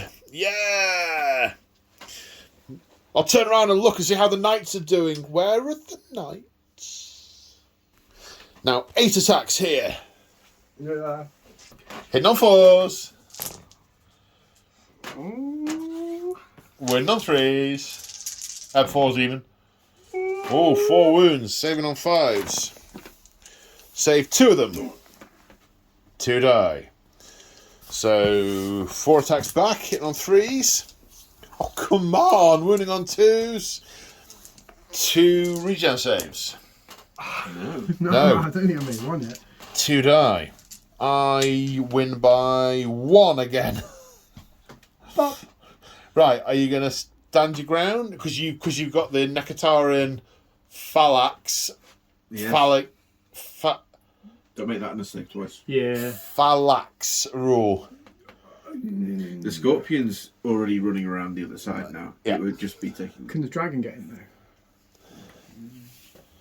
If I fall back, will the dragon be able to get in? I don't think it's going to... I don't think you got the angle for it. You don't have the phallic angle. Colin. I mean, Gambit. Family friendly. Are That's you a falling phalanx back angle. or not? No. No, right, we stay there. Okay, so it's the start of Tomb King's 6th turn. I've turned the camera on because he's failed to reanimate anything the entire game with a reroll from the Battle Standard Bearer. So, what could go wrong? A rise? Better than 8. Yes. And a Tomb Swarm base comes back over here. Right, remaining stuff. So, end of movement phase. The Curse of Rust is in effect on these guys. The dragon has moved forward. These guys have moved forward with additional movement, as have the swarms. The scorpion has come around here for turn 7. There is not a turn 7. But he doesn't know that, crucially. And we're now on to shooting. So... Try Light of Death. Light of Death. On said trebuchet. On a trebuchet. The invulnerable trebuchet. 5 plus 3 is 8. Is 8. So You needed a 7. Yep. By 1. Yep. I tried a Face It to spell earlier, so I cannot try and get rid of that. You need to pass the leadership I test. pass a leadership test. That is not it. I don't know what the number is, but it's not that. It is not that. You do a high number on this. D6. 4. Consistent. 4. Consistent. Yeah, 4. 4 strength 6 attacks. 4 winning on 5s. 1. The Whoa. trebuchet takes a wound. It has 2 left. Gambit, do you want to drop a Screaming Skull catapult shell thing on it? I certainly do. So the casting sword has actually multiple wounds too. Right, Screaming Skull. Come on.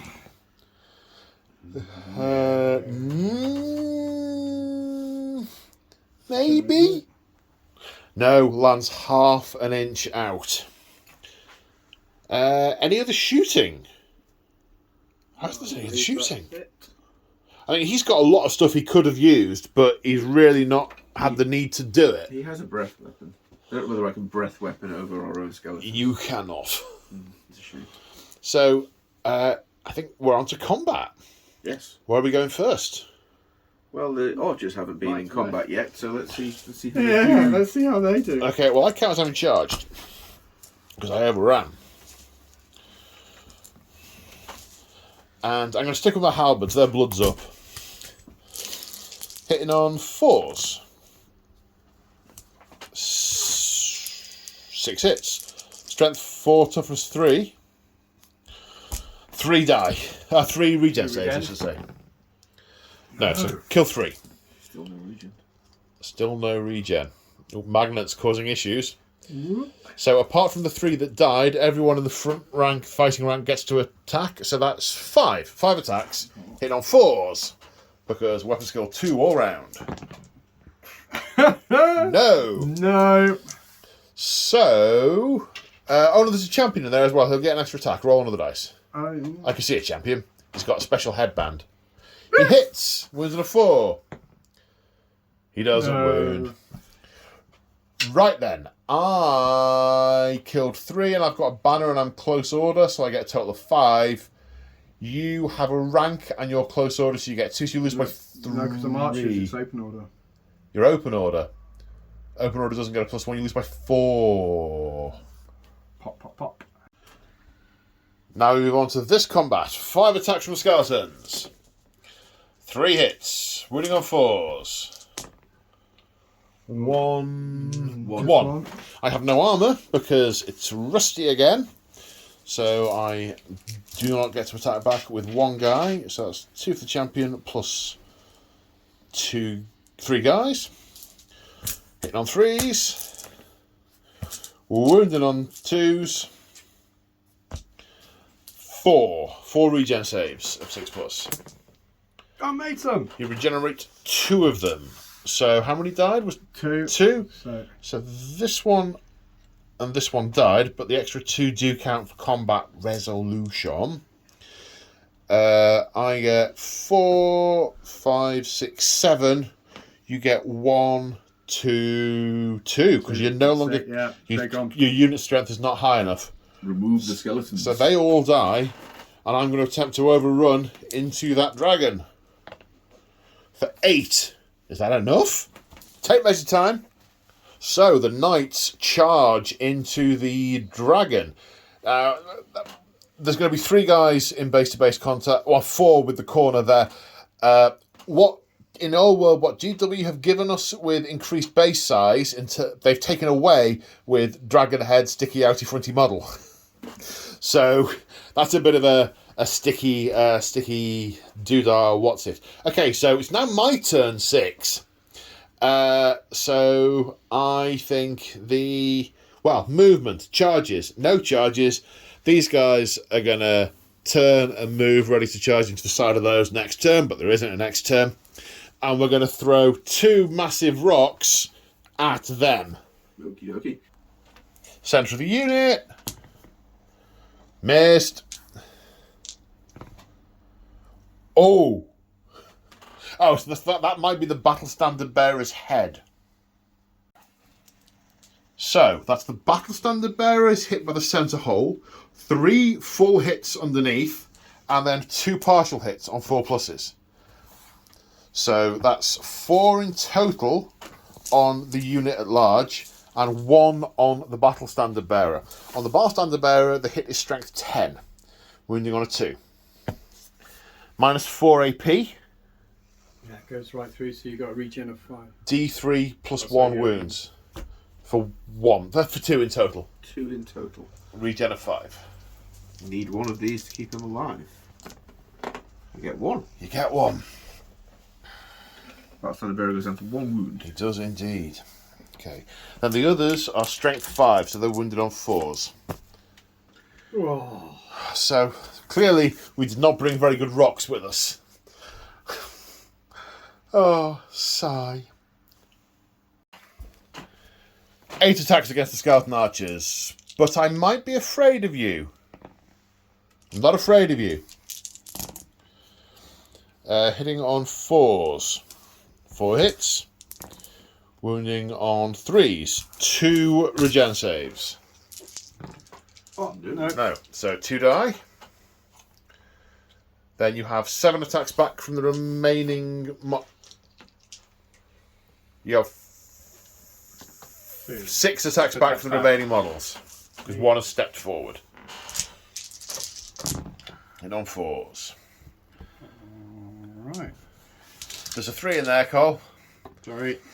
Gambit. 2 saves a 6+. No, I lose 2. Right. So, I'm not close order anymore. I do have a banner. I killed 2, so I get a total of 3. You killed 2 and you are close. Or not close you're order, open, open order. So you lose by 1. Yeah. So 1 more dies. Now we come over here. And I'm going to enjoy this. Briefly. Do you need to take a psychology test? My unit strength is 10. Yours is 8 for your starting wounds. So I do not need to take a fear test. I think. That's what I think. Terror. Terrors for me to charge you in the first place. I overran into you. So, I have Furious Charge. So I get 3 for the champion. The other 3 that are in base to base give me 2 each.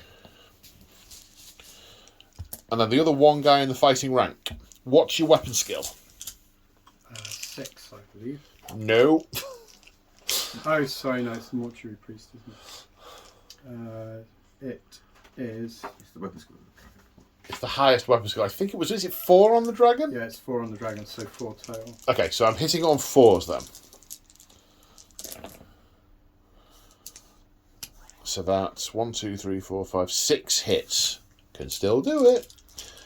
Strength is 5, toughness is 5, so wounding on 4s. Need all of them. Toughness is 6. Well, okay, so if it's 5, I've got 1. If it's 6, I've got none. Toughness is... No, it's 4. 4. 4. No, you get a bonus for being on the dragon, surely. Yeah, it's +1 wounds are normal... Oh, sorry, toughness... 4. No, it's 5. 5. Total of 5. Okay, 1 wound. -2, so you just get your ward. And then regen. Ward? Nope. Regen? No. No. Okay. Did a wound. Alright, dragon, do your worst. Yeah. It was 5 attacks, was it? 5, 6 attacks? 5 attacks. Hit on 4s. 2 hits. Strength 6. 2's to wound. 1 wound. 1 -2 AP. I've got no armour because it's rusting to bits. That's 1 Kills a guy. down. And then the Lich Priest has 2 attacks. Weapon skill 3. So here, no, that 5 will hit. Mm-hmm. Strength 3. 4s? Nope. No. Okay, D6 stomp attacks. 1. Oh. 1 hit, strength 6, wounding on a 2. Yes. Another one. Kills another guy. So, I am close. I got a banner. I did 1 wound. I did 3. You're close. You killed 2. So you get 3. It's a draw. The last combat of the game ends in a draw, and I think that draw is typical of the game. We don't need to even to add the points up. It's clear that it's a draw. Mm-hmm. Yeah. Maybe off camera we can add the points up. I don't see the need, Murph. I don't see the need. I think it's fine. I think we can just end there. Thanks for watching, folks. Yeah, okay, so we've not done the exact maths, but the Tomb Kings have got around about 1,700 points from all the banners and the general kill, and there's a few units left on the board. I've got around about 1,000 points from the various units of chaff I've killed, but there's getting on for 1,000 points here. So, yeah, very well done, gentlemen. That was definitely a victory for the Tomb Kings, and who knows how the rest of this crusade is going to end. What happens when the rest of the knights come out of the tomb? I assume they're going to come out of the tomb. And the rest of the war host backs off. I choose to believe that these guys fighting this fierce dragon allow everyone else some time to run away. Run away really very quickly. Yes, but quite a decisive victory. That's a beast. That's a brick. That's a swine. Thoughts? Well, I think the way we managed to get the game played out is that the units that spent the most time against each other were pretty evenly matched from a points point of view. And the thing I've noticed is that where our weakest units were going head to head, it was pretty close. Pretty close, pretty even. Pretty even. Where we had the strongest units versus the strongest units, the buffs made a difference. I think the buffs made a difference. The buffs made a big difference. I think the tar pits and we did well when it was strong units against strong units. And your knights were not quite as... The major difference is my buffing characters were not on the table at that point. I had a 300-point wizard and a couple 100 points in the paladin. He had a 2+ save, and he was doing stuff.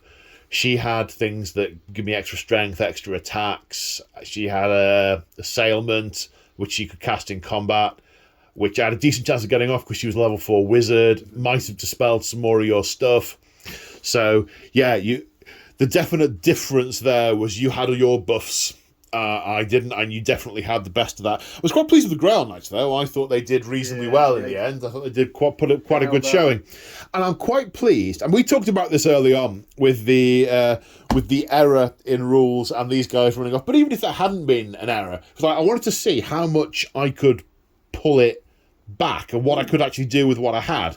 And I'm reasonably happy, to be quite honest. Your trebuchets are super resilient. They are. I'm not sure in any unit of any game I've played previously we've tried to put so much into a single unit. How many wounds did it take? I don't know, but it took 2 wounds. And it did 1 wound. So you did 100% more to me than I did to you with them. I just was commenting on its resiliency rather than its damage output. But maybe they're a bit pointless from that point of view. None of the catapults both 3 catapults only hit. And so this catapult did super well in terms of debuffing the leadership. Yeah, it did. It did. The beginning of the game. It did, and that's almost its best ability because that works quite well with. Yeah, they're nicely paired, those, aren't they? The Casket of Souls relies on failed leadership to really do its big output. And one of the other things the trebuchets did to my army was because they're rare and the Grail Knights are rare, I couldn't take any extra kit on the Grail Knights because I'd have gone over my 500 points. Because I would have had a banner that buffed them, and I've had a better weapon on the thing, and I've had a knightly virtue on him as well. In one of the cuts I did, until the app said, too many points. And I'm like, but I've painted the trebuchets. But I painted the trebuchets. They'll kill something. Your peasants were super good too. These guys rocked. I was surprised they managed to survive these shabby as well as they did. But exactly as you said, though, it was mostly against things of an equal kind of footing. The Shabti, they were a tough opponent, but there were only 3 of them. But against things of an equal footing, they came out on top. What really does for me is the fact that because you are unbreakable, I never get my charge bonuses on consecutive turns. Yeah. Because the way the army's configured, the way the army, not the list, is designed to play, you're designed to keep the momentum of the charge and drive through your opponent. And I was not able to do that. And this is why it's an interesting pairing, because you just stay still. I didn't manage to drive through the skeletons there, so I was open to other charges. Had that not happened, maybe I'd have done a little bit better. But it was a fun game, and it was good to see what the different units do. Good to see what the dragon does. The dragon is not... It's nasty, but it's not quite as scary as I thought it was. Get its breath weapon off. I would like to have maybe seen what that was able to do. Well, you were quite cautious. You were quite cautious with it. Yeah. Having a Hierophant on there. Yeah. But to use the breath weapon, you've got to go near unengaged units to use the breath weapon, and that's something that you really didn't want to do. It was a lot of fun. That is a solid brick. And I was scared of that before the game, which is why I put my magic resistance damsels in my units to be able to, and why I went for a level 4 wizard to try and unbind, try and dispel it. But yeah, it didn't come off because it is super nasty. I don't know what I've got that's long range that I can deal with that. Yes, I do. It's trebuchets. Maybe that is entirely why I did build 2 trebuchets to try and kill that at range. The scatter makes the trebuchets and the catapult. Well, it's a 1 in 3 chance of hitting, and with 2 of them, that's yeah. It's it is a game of dice, and a game of cards, and a game of little tiny toy soldiers painted really, really nicely. I mean, this is probably 2 very well painted armies, and it was a real sight to behold. Yeah, this was a lot of fun, a lot of laughs, a lot of pain. At some point, I'll win a game with my Bretonians. I'm 0 for 3. 0 for 3. 0 for 3. Oh, wow. That is 0 for 3. But I don't care. They're just so much fun. I need to. There's more things I get. I've struggled with not taking very many heroes. I could do with some more buffing things in units. And the other thing we commented on earlier with the lance formation as well, because it's deep in the early turns, if you flee, you haven't got much room to run back. Well, because we had these guys here, and they ran back 6 inches but didn't run off the board. The lances in turn 1 are so close to the table edge that it's a... Do you feel like with your Bretonians, with each lance that you've got, you need a character to really make them work? No, I mean, you can give weapons to the champions. You can give them banners. I gave this one a banner. This was doing... this unit would have been doing the flaming hit. Well, I positioned the characters there based on the deployment. I sort of put the flaming one in the middle because I knew I wanted it to be close to the dragon because that was dry and it'd take more damage from it. I wanted to be able to hit the dragon. But then when the Casket of Souls was there as well, and the dragon, of course, I hadn't really clicked, was your caster, I thought I really want the prophetess near there to be able to dispel. But the 24-inch dispel is fine if I'm within range, but the range of the Casket of Souls was longer than the range of the dispel. So... And I didn't want to put the general all the way out on the flank, so I thought, well, I'll put them both in there, and it didn't really work. And because my general was a paladin, his leadership was only 8 rather than 9, and I didn't take any of the other buffs. It's a lot of learning. You've got to learn how to make an army sing and how to play to its strengths and try and mitigate to an extent some of its weaknesses, and I'm still learning the Bretonians, and that's what I like about Old World, is it is super swingy. Big things can happen. You won't get that happening in 40k or AOS. It's those games are designed to limit that kind of thing, and that's why I love this and Heresy, because it's big, it's swingy, it's dramatic hero moments. It's a few guys charging a dragon. Can they do it? No. Couple of Grail Knights hanging on, winning combats when surrounded all around, and a few cowardly custards running away in turn 1, which really fitted the narrative. It's like, and his elder brother didn't manage to protect the handmaiden, so he has been given this lowly duty, and he's run away in turn 1. Where'd he go? He's run away in turn 1. What on earth? And you say, are you sure you got the rules right, Paul? Yes, I'm sure, Murph. Are you sure you got the rules right? Yes, I'm sure, Murph. I had all of the rules for the unit right, but not the rules for the basic game.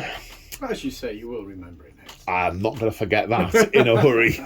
We did hit a lot of things I love about fantasy as well. The movement is so important. You know, these in 40k and AOS, you can go through all the turns and something doesn't move very much at all. Whereas these have been here, they've been over there, they've been all about. And I love the failed charges because it puts a certain amount of peril into going after a charge, because then having to move a failed charge, I think, allows some of that swinginess. And I completely agree. Think a little bit, and actually that would improve both AOS and 40k if they put failed charges in. Yeah, well, you get failed charges in Heresy.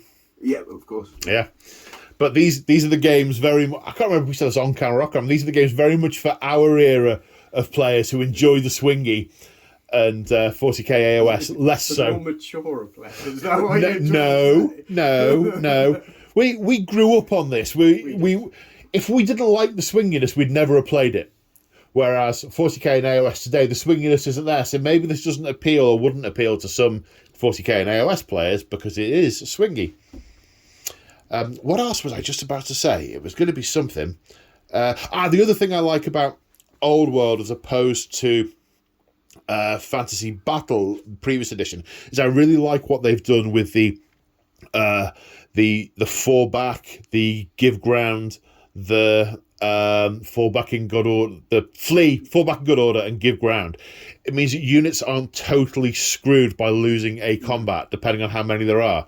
And I like the fact that the unit strength is a factor when taking things like terror tests and fleeing. The fact that my guys, when they panicked here, because there were still quite a lot of them, they just ran back a bit. They didn't run entirely off the table, which was good. But when their fellows ran from combat, they did run away, but it wasn't the end of it.